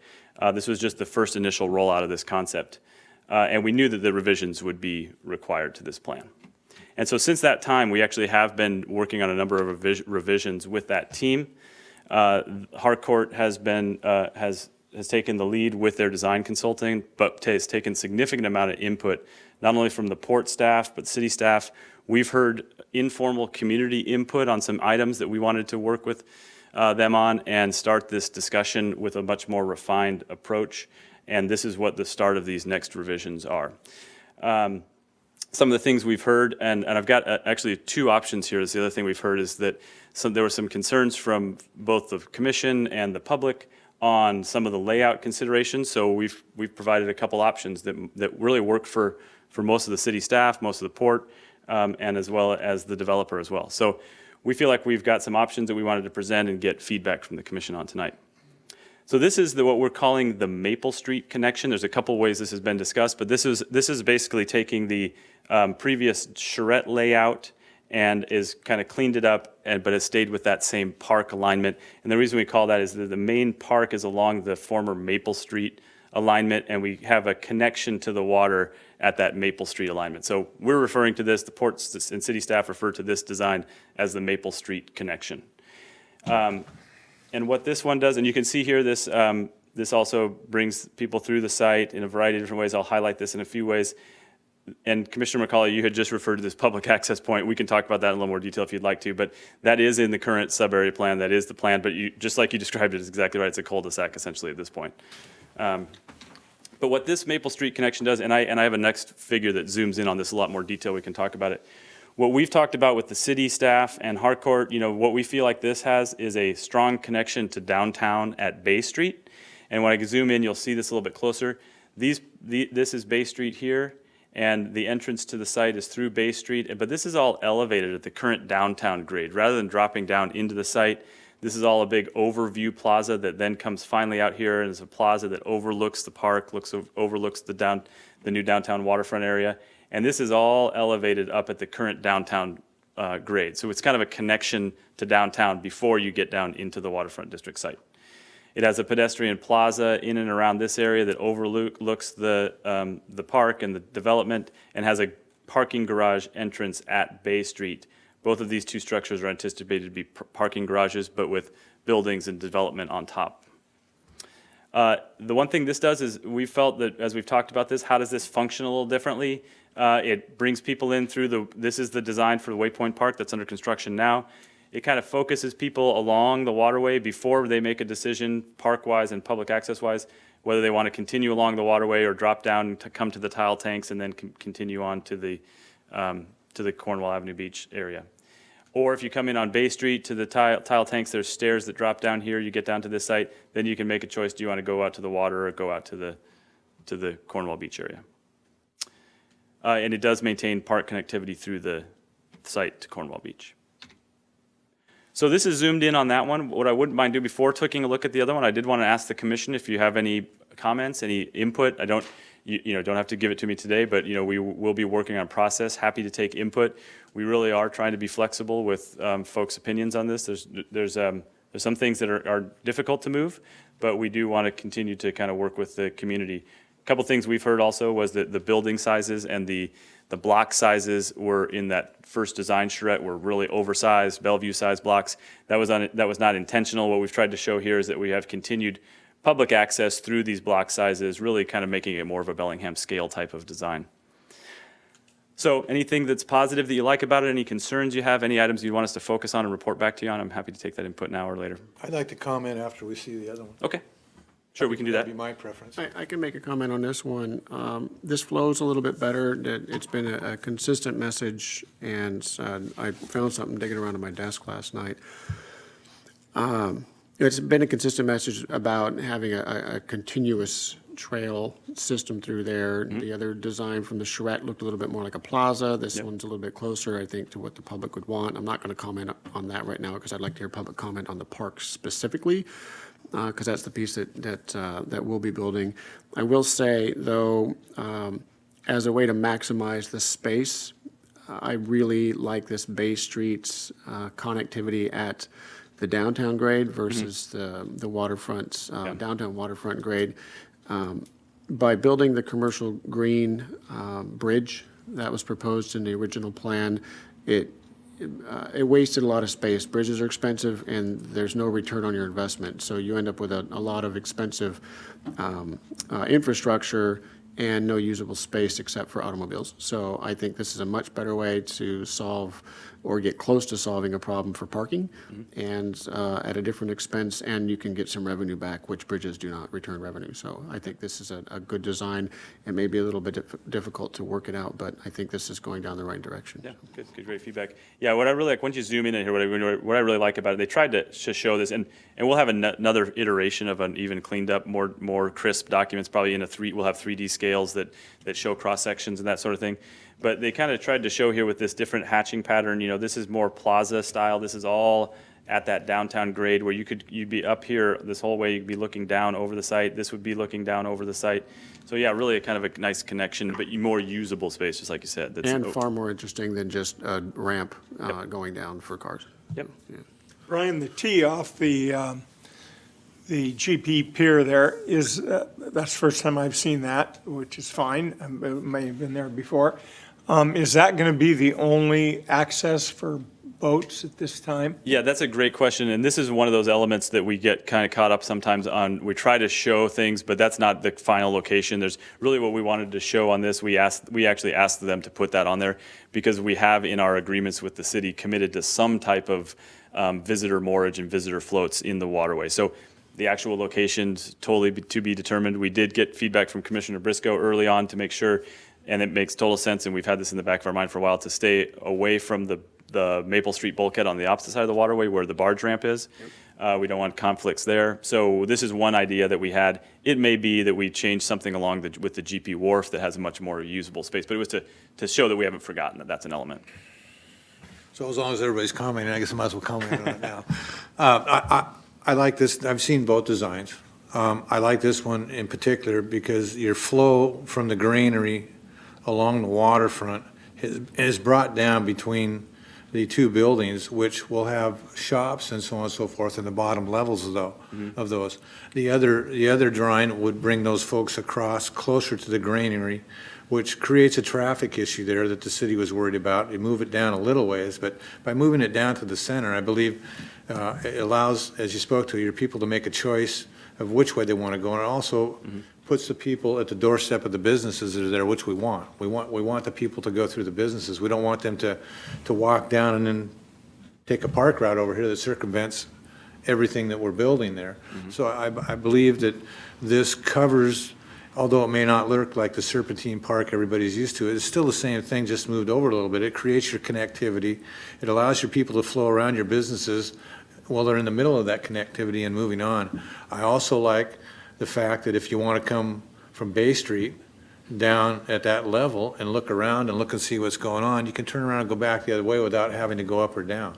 It makes very good sense to allow people just that want to take a peek and may not want to interact down there. It gives them the upper balcony level, so to speak. They can look down and see what's going on. I think that's a very good idea also.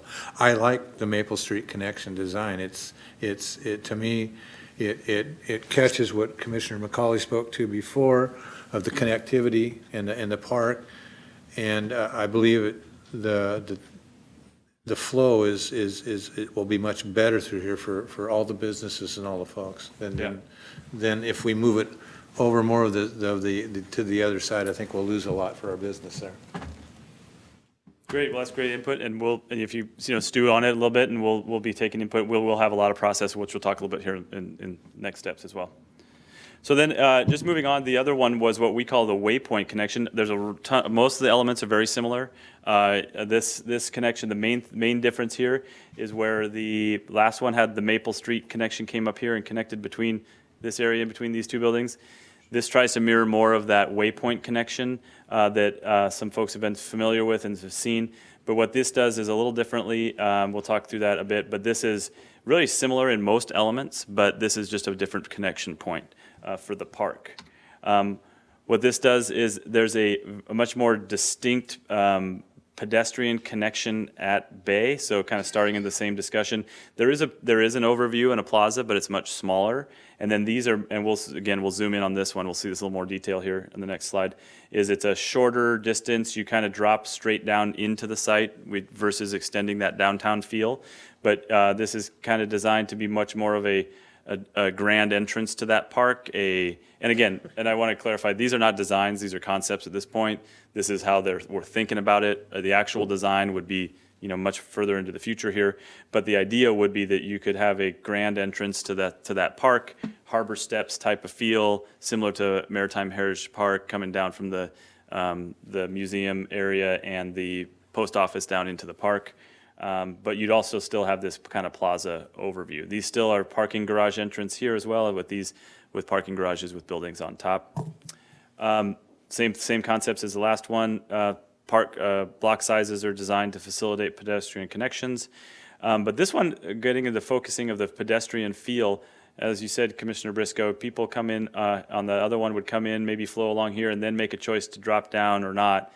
This one, you have that choice a lot sooner. And you come into the site, come in from this park experience, and then that would draw you in and around and through. It's more of a flowing connection, but that's just a different style, and that's why we wanted to put it out there. We've heard interest from both designs. And this one as well also maintains connectivity through the site to Cornwall Beach Park. Excuse me. So same questions. Anything that you like about these? Anything that you have concerns about? Items you'd like more clarification on? Same idea. We can talk about this one in a little more detail. Say, Brian, can you flip back to the Maple Street version? Let's Get them both up there by any chance? I probably could, but it might be a little messy. But if this will work, I'll flip. But I can, if we get down to it, we can compare them side by side. So there's an element of this that I like that the other one doesn't have.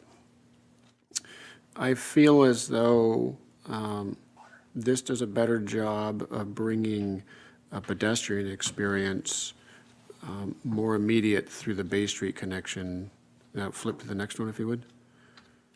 Versus this one, which brings your pedestrian experience straight to just the park. Versus the one we just looked at, which has other options. Yep. So you've got a park experience very close by. You've got an urban experience very close by. This one seems to divide the urban experience a little bit from pedestrians coming from the other part of the downtown. It's almost like it's just a bit reminds me of the commercial green, where it's one side of the park or the other side of the park. Yeah. So. And actually, that's a really good point, because when we were working with Rick Sepler, the planning director, who has an urban design background, he was one of the leading discussion points on the charrette design of coming in, bringing the pedestrian feel from downtown. You kind of you'd see the tops of the tanks, and you kind of want to go and see what's next, but you'd extend that feeling of being in downtown. Then you'd get to the overview and be like, oh, I want to get down there. And that was one of the leading drivers for, if we did that, we could just connect up to Maple. And that was some of the thought process there. I think this one is works and is neat and has a lot of elements. But the one thing to also keep in mind is they show here, elevated, not only, but all kind of like a large elevated overview along all these buildings. So there is some of that here, but definitely more of it in this one, because you've kind of, I think, got all of this as elevated downtown grade feel. So. Both of these railroad tracks are on the bottom here, is That's that correct. correct? Yeah, both of these designs, and what we didn't do, we wanted to focus on the downtown waterfront primarily. Both designs work with the current configuration of the railroad and could accommodate a future relocation. We didn't bring in that southern, where the Lignan building is at right now, because that's just not as part of this exercise. And it doesn't, and that can work with whatever these changes are as well. So we just wanted to leave that off, because it could potentially been more of a distraction than what we really wanted to talk about. So when it comes to the connectivity of when it comes to the connectivity of the parks, a lot of folks here, and by a lot, I mean, hundreds of people use the waterfront trail system with their bicycles to connect to different parts of the city. How has that conversation gone in regards to this part of the downtown? And what does this part of the downtown do to be a part of that bigger system? Because that is a citywide goal. Sure. Where all of those greenways accommodate bicycles. Yeah, a couple ways actually, and a couple pretty innovative ways. This whole, the Granary Avenue and Laurel that are under construction right now, this is not as trail connection as much, but a bicycle facility connection, is that whole road is gonna have the first separated cycle track. So it'll have the roadway, a planter, a cycle track, two ways, and then a planter, and then the sidewalk. So a fully separated cycle track, not a bike lane. And that actually it's kind of shown on here, comes down this kind of this green strip here, and then it switches and it comes out on this side. So there is a fully separated, so that's one element. That's more of a commuter biker question than it is to how do people use the trail system for connectivity.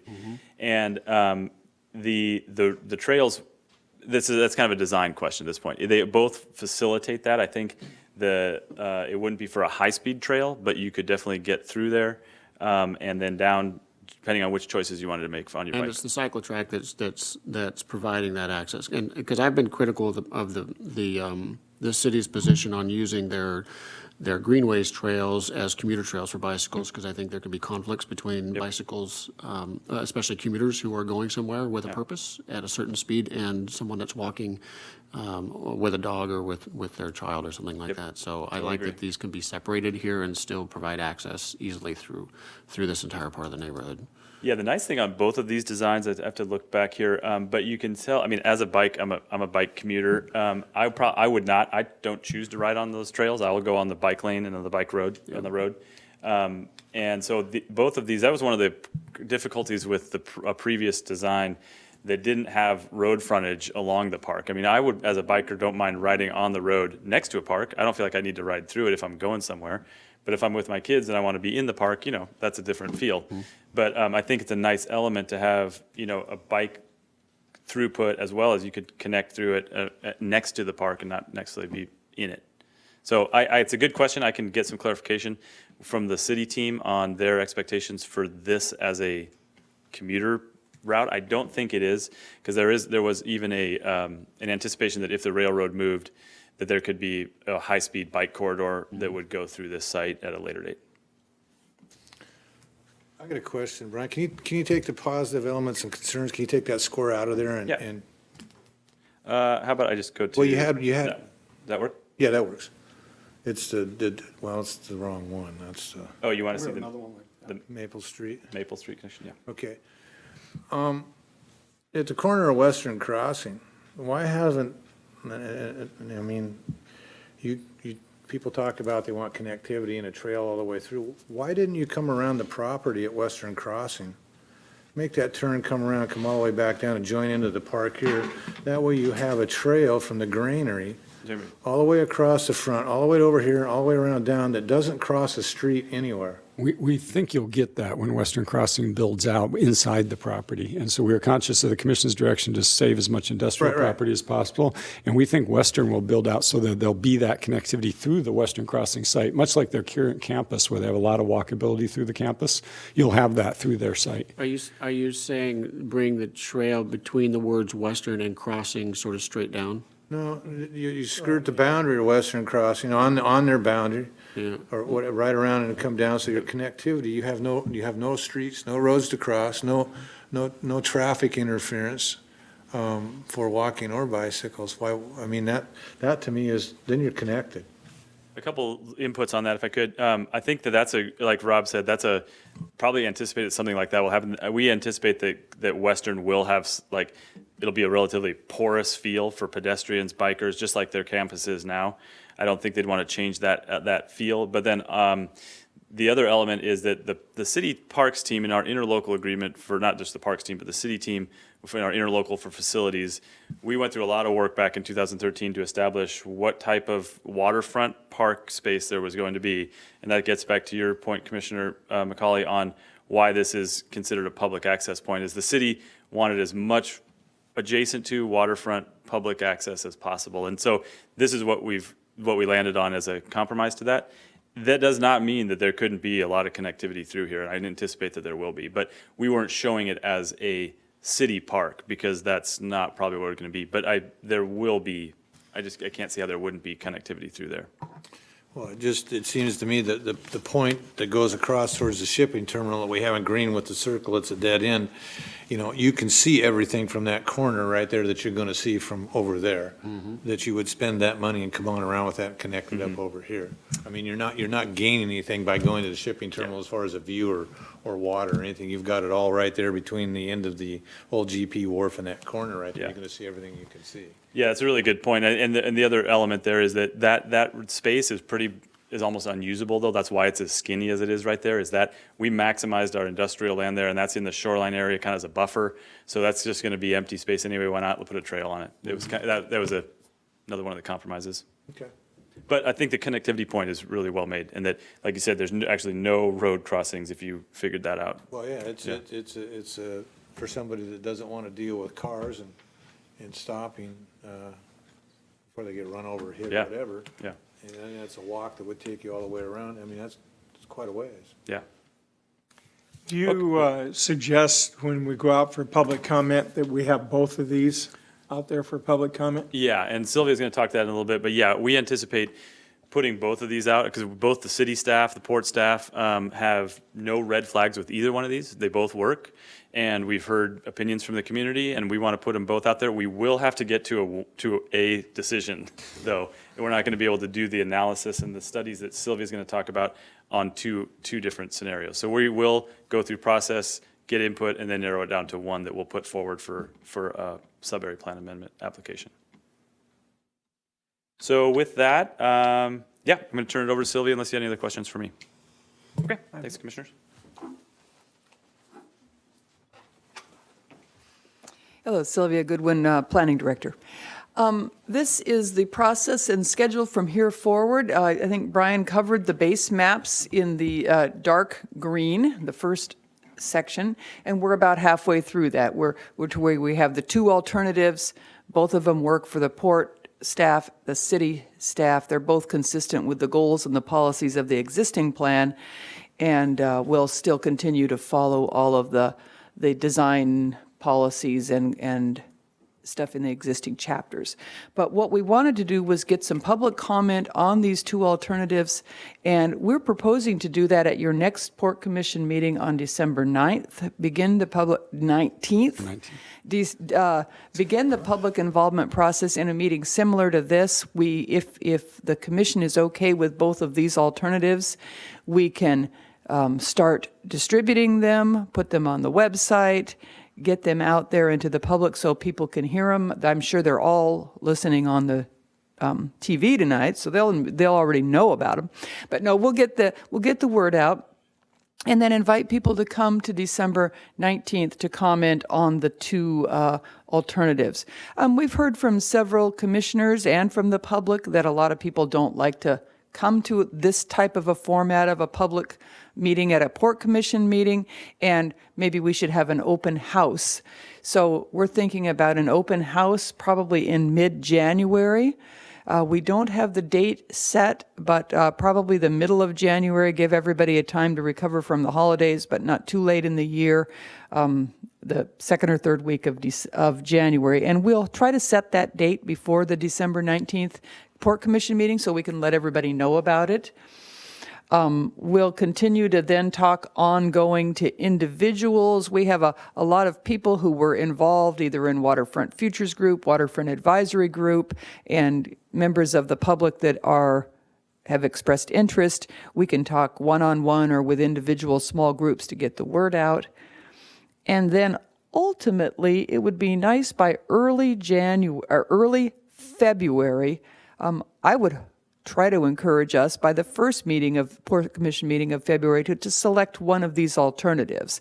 Because as we move forward to do view studies, traffic studies, and start writing the chapters of the plan, it's really difficult to try to write two sections of the park plan, one that describes one park and one that describes the other park. It's a lot of duplicate effort, where if you select one alternative, then you can describe it as we project that it's going to be, instead of doing, again, two view corridors, two view analyses, each showing different buildings or different views. So the sooner we can narrow those down, the better. Question, Commissioner? Yeah, I do. I notice it says under open houses, January and February. Is there a reason to have 2 months worth of open houses?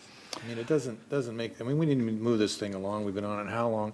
I would say, what I would like to see is if we have to have 2 open house, that's fine. One, the very first part of January, and one towards the end, and get that over with in January. So the first part of February, the first meeting in February, if not the last meeting in January, this thing is down the road.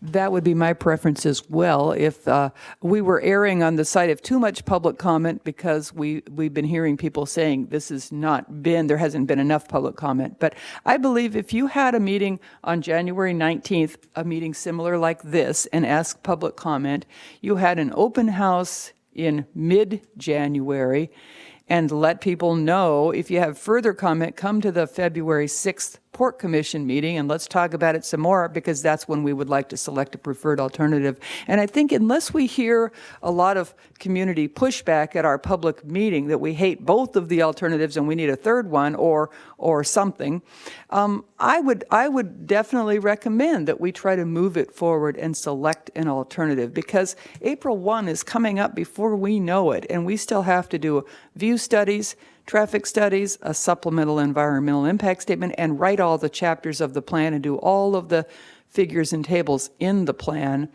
And some of them are hard to do until you know where the parks are. So I would definitely support that if we can get enough public comment on January 19th, December 19th, and early mid-January.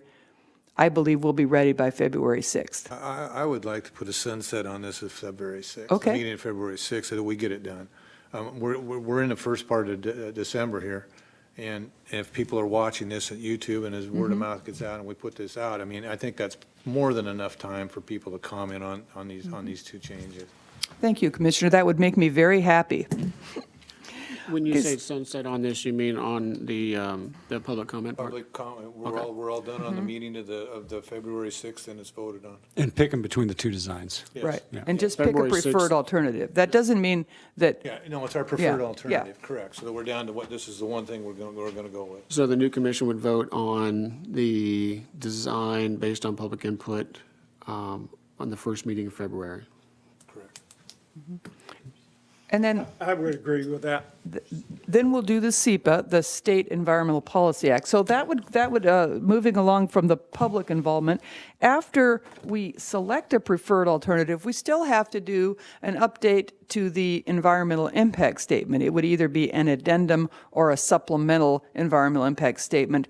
The city has expressed preference to have a draft supplemental environmental impact statement with a public comment, a public meeting to get comment, and then write a final draft addressing the citizen comments, as opposed to just do one draft and call it good. So if we did that, we would produce that probably later in March and have public comment on that EIS in March. And again, that would be after you've narrowed it down to, this is our preferred alternative. Are we going with the Maple or the Waypoint Park connection? We can draw all of the design and the traffic study based on our selected alternative, and then we could have the environmental impact statement update based on that preferred alternative. We'd have additional comment on that. So moving ahead to the technical studies, We need to do a traffic study. The one issue with the Bay Street connection, which I think is a great idea and I've been promoting for several years, but it may have less traffic capacity than commercial. If commercial is built, you can drive unlimited cars in and out of commercial, assuming there's parking. If you have a Bay Street connection that empties into a parking garage, your traffic capacity is limited to the capacity of your garage. I think it will work, but we need to field test that with traffic engineers that know what they're doing and can do the modeling for both of them. So we'd like to get started on that fairly soon because both of the alternatives, Maple and Waypoint, have a very similar connection at Bay into a parking garage. So if the commission is okay with that, we can start going on that traffic study here fairly soon, so we'll have an answer before you select a preferred alternative at February. So we can do that. You don't need to give us analysis or any input on that today, but that's something to be keeping in mind. The view analysis, the architects at D2 have already done some sketches. They can do some additional sketches showing what would the view corridors look like at Maple, at Bay, at Commercial, under the two alternatives. And they're going to do some 3D models. We wanted to wait until after this meeting to get your input if anything is going to change, and then they can do those 3D models probably before the December 19th meeting, so you can start seeing how does it look three-dimensional. It's hard to picture how does those stairs come down and how do the garages fit against the bluff. So that will be done.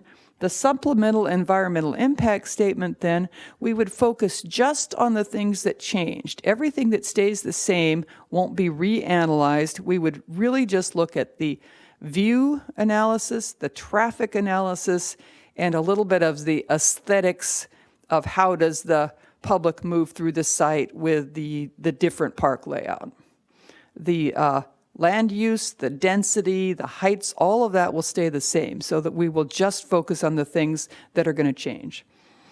And then the port and city staff have to renegotiate the interlocal agreement for facilities so that we can make a recommendation to yourselves and the city council on the phasing of this, what roads come first, what roads come second, and the big issue is how do we pay for the garage and the entrance at Bay. Previously, the city was scheduled to pay for the commercial green, and now it's going to be more of a public-private partnership when you have a site entrance into a garage and there's a garage. I believe overall it will be, as Commissioner McCauley said, less public expenditure and greater benefit because you'll be entering into a garage, but we do have to decide how do we pay for that garage and who owns the garage.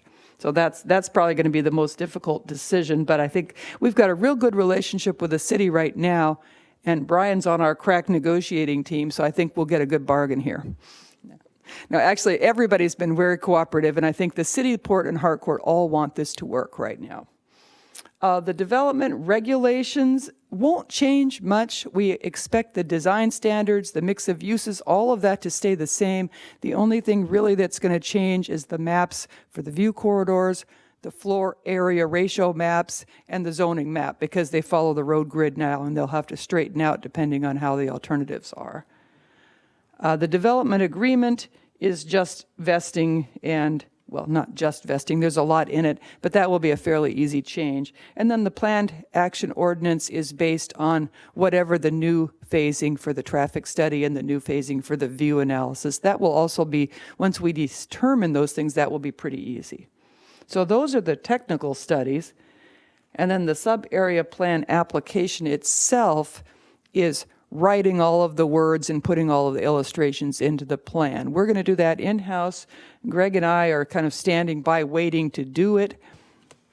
Most of that is going to be fairly simple. Once we settle on a map, then we just have to write it and describe it in words and take all of these hand sketch type drawings, get them in to GIS and draw those slightly more boring drawings that show the acres of park and the view corridors, and prepare an application and submit it by April 1st 2018. If we can get it done sooner, the city said they can expedite the review a little sooner, so the sooner we get it done, the better. And then after that, the city has to decide if they're going to docket this amendment, which we expect they will. And then the Planning Commission will have hearings, and the City Council will have hearings, and it'll take about a year to be adopted by early 2019. So that is it on the schedule, and I think this is the last slide, isn't it, Brian? Yes. Any questions on the schedule? Just the 2019 part, all I can do is shake my head at this. I mean, we've been at this how long, and just some Right. simple changes, we're gonna wait a year to see if we can even do it or not. I mean, this just baffles me. I do have a couple Address of, that shortly. huh? Keep that thought. I'm going to address that shortly. On the traffic study, does it matter which option is chosen? Will it affect whether that study's done or not? No, both of them require a traffic study, and the study, we probably can start soon. There's just slightly difference. The Maple Street connection has a little better cross back and forth traffic internal circulation, where the other one, there's a frontage road in the front and a frontage road in the back. But the traffic is basically the same on either one, and we could start on that. But both of them require a study because we have to show, is the Bay Street connection equivalent in getting traffic capacity in and out as the commercial green? And if it isn't, we can look at other alternatives, such as could we widen the Cornwall Bridge to get a little more flow in and out of that? Could we do a more robust mode shift and assume or get more people to ride the bus and ride bikes? Could we put a pedestrian or a vehicle access at Laurel? There's a lot of other options that could be considered if the traffic doesn't work. Okay, so I guess my question is, the traffic study the answer would be it'll cover both of them. Yeah, it could cover both of them. And we have a scope of work for that now. Call, is that in the budget? Yes, it is. Okay, so I would ask my fellow commissioners that we move forward with this traffic study and get that off the ground and started, so that it's one more thing we don't have to talk about later or vote on later. We can just have staff move forward and get that study started. It has to be done irregardless. Rob Fix is looking puzzled. The traffic study is not a line item in the budget. We have an outside services budget under BWAS where it's contemplating that we do a traffic study, an environmental impact statement, and some additional planning consultant studies. And then we also, in our agreement with Harcourt will pay for the traffic study. So the port will do the traffic study and Harcourt will reimburse the port for the traffic study. So yes, it's in the budget, but it's not in the budget for us to pay for it. So, That was my question, as long as it's paid Yes, for. yeah. Commissioner Briscoe, I would support that, except that I think you need the public input first. Right. Because you might make a small change and then it throws the traffic study completely out of whack. Okay. So Is that in fact Yeah, true? yeah, I think that will work. I think the Transpo, the group that did all of the previous traffic studies, has given us a scope of work, and they said it will take about 6 weeks, and they can begin working on it, but I think you're right. We don't want to get too far down the road before we know which alternative are we going to go with. So wait a if, second, though. So, February, March, I can't believe it takes them 6 weeks. if we started in mid-February, we'd have plenty of time to get it done. You'll get it, 2 Yeah. weeks before your permit application deadline, though. Yeah. And the other question, so where are we at on that then? We don't need it right now? Is that what I'm hearing from you? It's not that we don't need it, but if we can delay it until till February 6th to actually get started on the analysis, we could do that. It would make sense to go ahead and get started on them doing all the background research and getting their models updated and doing their assumptions. There's a lot that goes into a traffic study that we can do now before they have to decide which alternative and start running the numbers. So I think if you give staff some leeway on this, the traffic study is going to come in under my signing authority, so we Right. don't need commission direction on this. If you give us some latitude, we can be light and get it done quickly, and I think we're That's what I propose, is when staff and yourself feel it's time to get this going, Right. let's get it going and not wait. understood. Thank you. That's good. The other question I had is the building building heights allowed at the bluff portion of the property, is that being asked to be changed, raised? No, and actually, it's not being asked to be changed, but there are a lot of people that are confused about the building heights. The development regulations say 200 feet, but they also say a floor area ratio of 5, or not to exceed 5. So that means if you ever were to put a 200-foot building, it would be a very skinny, narrow building, because in order to get the floor area of 5, you'd only be able to cover 1/4 of the lot with a tower, as opposed to half of the lot with a 10-foot building or 10-story building, or the whole lot with a 5-story building. So no, we're not planning on changing that, and I doubt we will ever get a 200-foot building. The economics won't make sense to Yeah, go that high. yeah. They just won't. Yeah. It's the way the floor area ratios work, the way construction costs work, Yeah. the economics, you won't have anything that high. What else we discussed back, and Yeah. that just won't work then? I don't Right, think so. it probably wouldn't. It's not worth pursuing. Right, yeah. We looked at several different models, say in downtown Vancouver and in downtown Portland, where you have a very narrow tower surrounded by a lot of open space. And if somebody wanted to do that 25 years in the future, it would make sense, because then you wouldn't block views at all, and you'd have one tall tower that people could see around, as opposed to a shorter, broader building that blocks views. But I agree, the economics, unless this site does take 25 or 50 years to build out, it probably won't make sense. But you don't know, they mightn't develop some kind of new type of steel that you can build those, you know? 2019 should get an answer till then. Build them out There of would be some dramatic changes in the value of land here They'll before be you see a building out of 200-foot carbon building fibers or something there. by then. Yeah, well, you know, people have long freaked out. Oh my God, 200-foot building. I'm like, you know, if you just Right. go 100 feet that way, you instantly have a first floor view, and 2, you get to build on rock. It doesn't make any financial sense yeah. to build that down there. It doesn't. But in the interest of avoiding controversy, what we're trying to do is not change anything in the development regulations, other than if there's anything that's critical to change, or if it is the view corridor or the boundaries. So that both of the Waypoint and the Maple connection designs we saw, the buildings in the bluff appeared to have sort of a public plaza edge. Do those all, is that the recommendation that those would have a public access along the edge of those buildings at the Bay Street elevation? That is what the D2 architects are both suggesting, and that Harcourt gave us. And Brian and I, just looking at those, really like that concept. So, and again, we're not designing individual buildings now, we're designing concepts. Yeah. Those buildings may not be built for 5 or 10 years. I don't expect to be here when those buildings are built. So I think that, I just want to remind you too. Notification or what? I think the that Port a Commission lot will of have a that will be crack at decided each- later, yeah. The Port Commission will have a crack at each one of these projects on an Right. individual basis, so you can put those requirements in at a later date. You can say, hey, we want some sort of public plaza on the edge of this building before you approve it. Well, I'd say now would be an opportunity to just add that to the development regulations.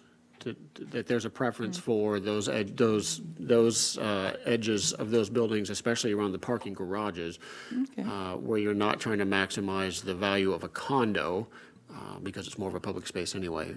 That could be something you could put in the development regulations. Why don't we, that's a very good idea. Why don't we take that up with the city, and either in the development regulations or more of a broad policy in the plan that will talk about how those buildings should be designed? Because we don't want to make it too rigid, but I agree. We could probably, I'll work on some policy language and bring it back to you at a future date.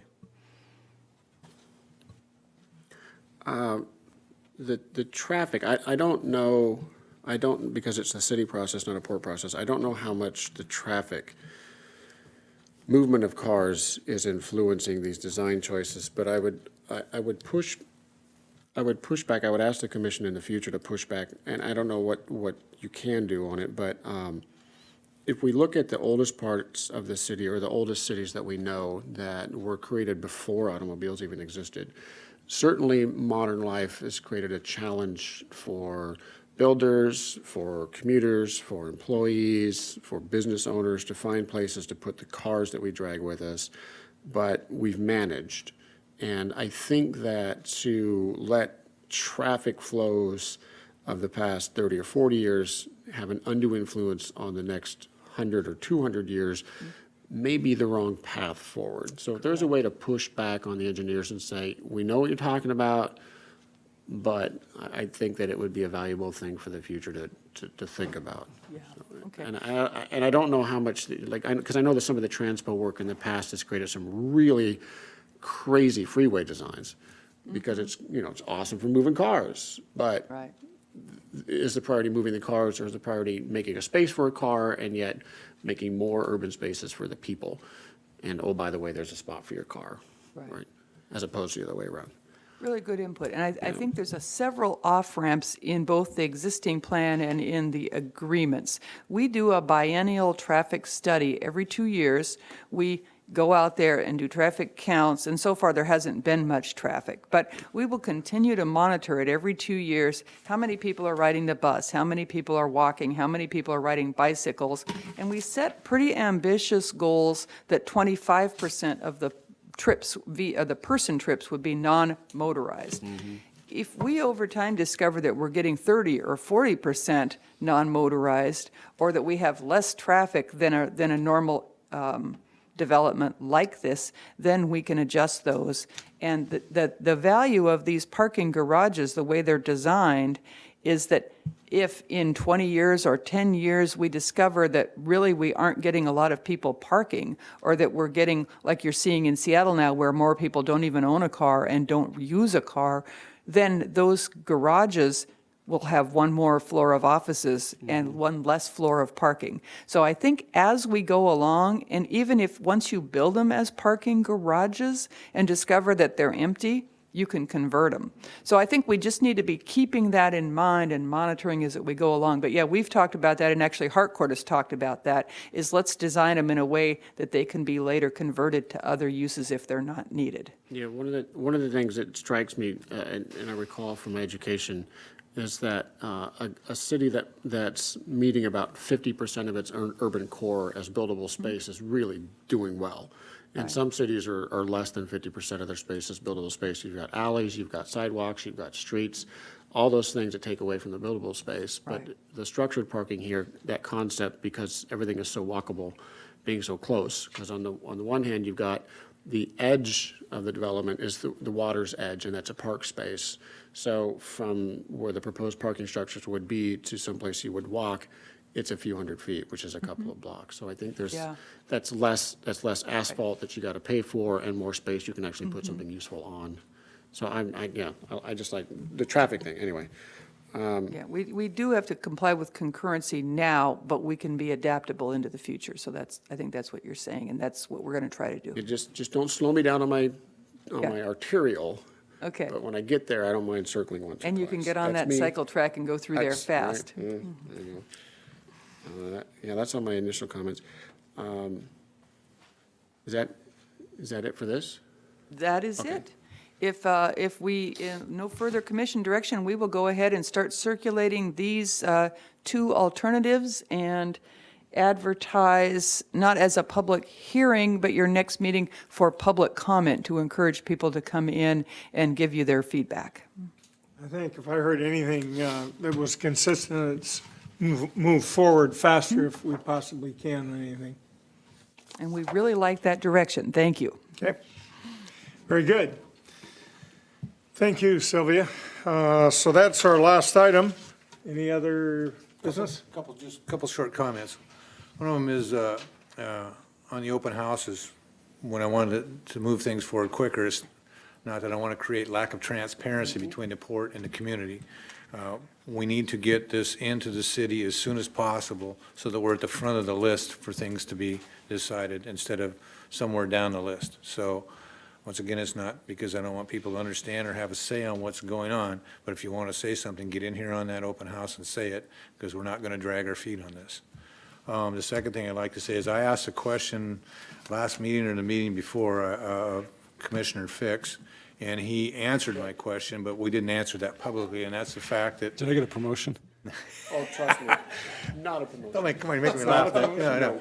The question was, did the architects that were at the charrette work for Harcourt, the development group? And yes, they do. that, and I want to clarify that publicly, that yes, those architects do work for Harcourt and did at that time. And Commissioner Fick, or excuse me, yeah, see, there's your promotion. You're going to be over here. Director Fix did answer that question in full to me, and I just wanted to answer that to the public, that it was answered. That's all I have. Thank you. Commissioner McCullough? Can you do the overhead thing for me? Overhead thing? Yeah, that one up there. I'll share just those two images. That one, yeah, that one, yeah. Time's the party. What's that? I'll make it quick.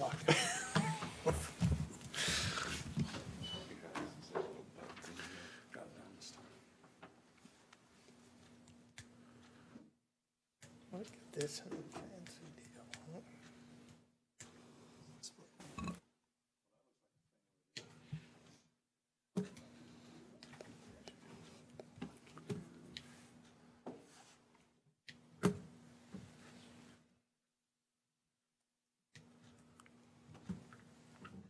Thank you.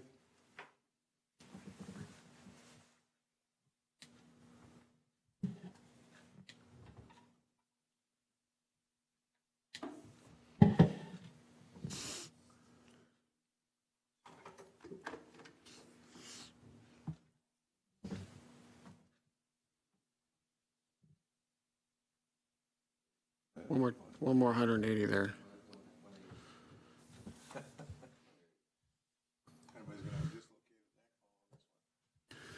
So this is from October of last year, and a month or so ago, this was essentially what I was referring to when I said this is what we'd been working from. So you see my notes on there, and see the parking is down there on the lower right, sort of a black box. I drew in a theater based on the conversation I had. The conference center concept is in there. I believe the new plan shows still the conference center, although I think that may be my drawing and not theirs. I don't know if the theater is or is not going to happen. So some of the problems with this were the point near the granary needed to shift on this screen would be to the left because of traffic issues at the corner of Chestnut, Roeder, and I guess technically that's Roeder right there, Roeder and the new street, Granary Street. And then, of course, you see the tail to the left of this park flows through the odd outlined red area, which is the shipping terminal, and that was off limits. So if you'll show the time, but most of the other stuff is sort of there, right? Can you show that the other one, which is the timeline? So I'm just trying to get folks to see the process from where we were a year ago to where we are now. So this was, at the same time, this was the timeline that staff shared with us. So last year, I think last year we determined the Western Crossing location and sort of outlines the L shape that you saw in the images today. But we didn't do any of these other things. So the revised MDA boundary, the land use map, the park acres and phasing, I don't know that was actually correct because we knew how many acres was 33. We didn't do the traffic, transportation traffic capacity assumptions. We didn't have the updated maps. We didn't do the view corridor. So the question that I have is, if we assumed we were going to work off that plan last year, and this was what we were going to move forward, and now today we have a different plan moving forward, which is the public's going to have plenty of time to comment on and get submitted in April. What happened between 11, 15, 16 to the determined Western Crossing location and today, so that we have a much, much different design, and we didn't go through these steps to push the other design? Yeah, thank you, Commissioner. A number of things happened. One was, as we've talked about with that design, we had a very difficult time rectifying the technical issues that, and well, first of all, I'd step back and say, I think if you look at these, I don't see a drastically different design, actually. There are elements a lot of the elements are the same. The connectivity from some point along the water through the park, or through the site down to Cornwall Beach. There was a connection at Bay, or some kind of connection, a third connection that we had to rectify. But as we've talked about, there were just a significant number of technical issues that the port and city team had a difficulty rectifying with that design. And it just didn't happen. I mean, to be honest, we worked on it. We had some concepts. We never got full concurrence from the design team at that point on that design, whether we could, how to address those.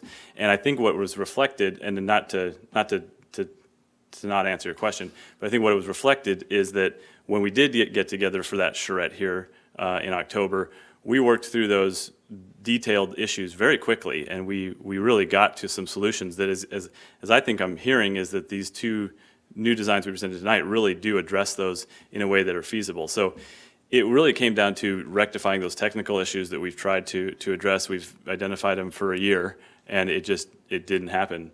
We now have designs that we're ready to put forward, and I think we're there. So that's the short answer. So moving forward, I mean, this is valuable for everybody that's here, because I'm leaving in 3 weeks. In a year, you couldn't get there, but in one day, with D2, you got there. I would say that's it's kind of short selling it a bit. Okay. Is that we had the design team in the room Yeah. for a day, but we'd been working on, we'd been highlighting these issues for a year. We were consistent with what the issues were to be rectified. Harcourt knew it. They communicated that to their new design team.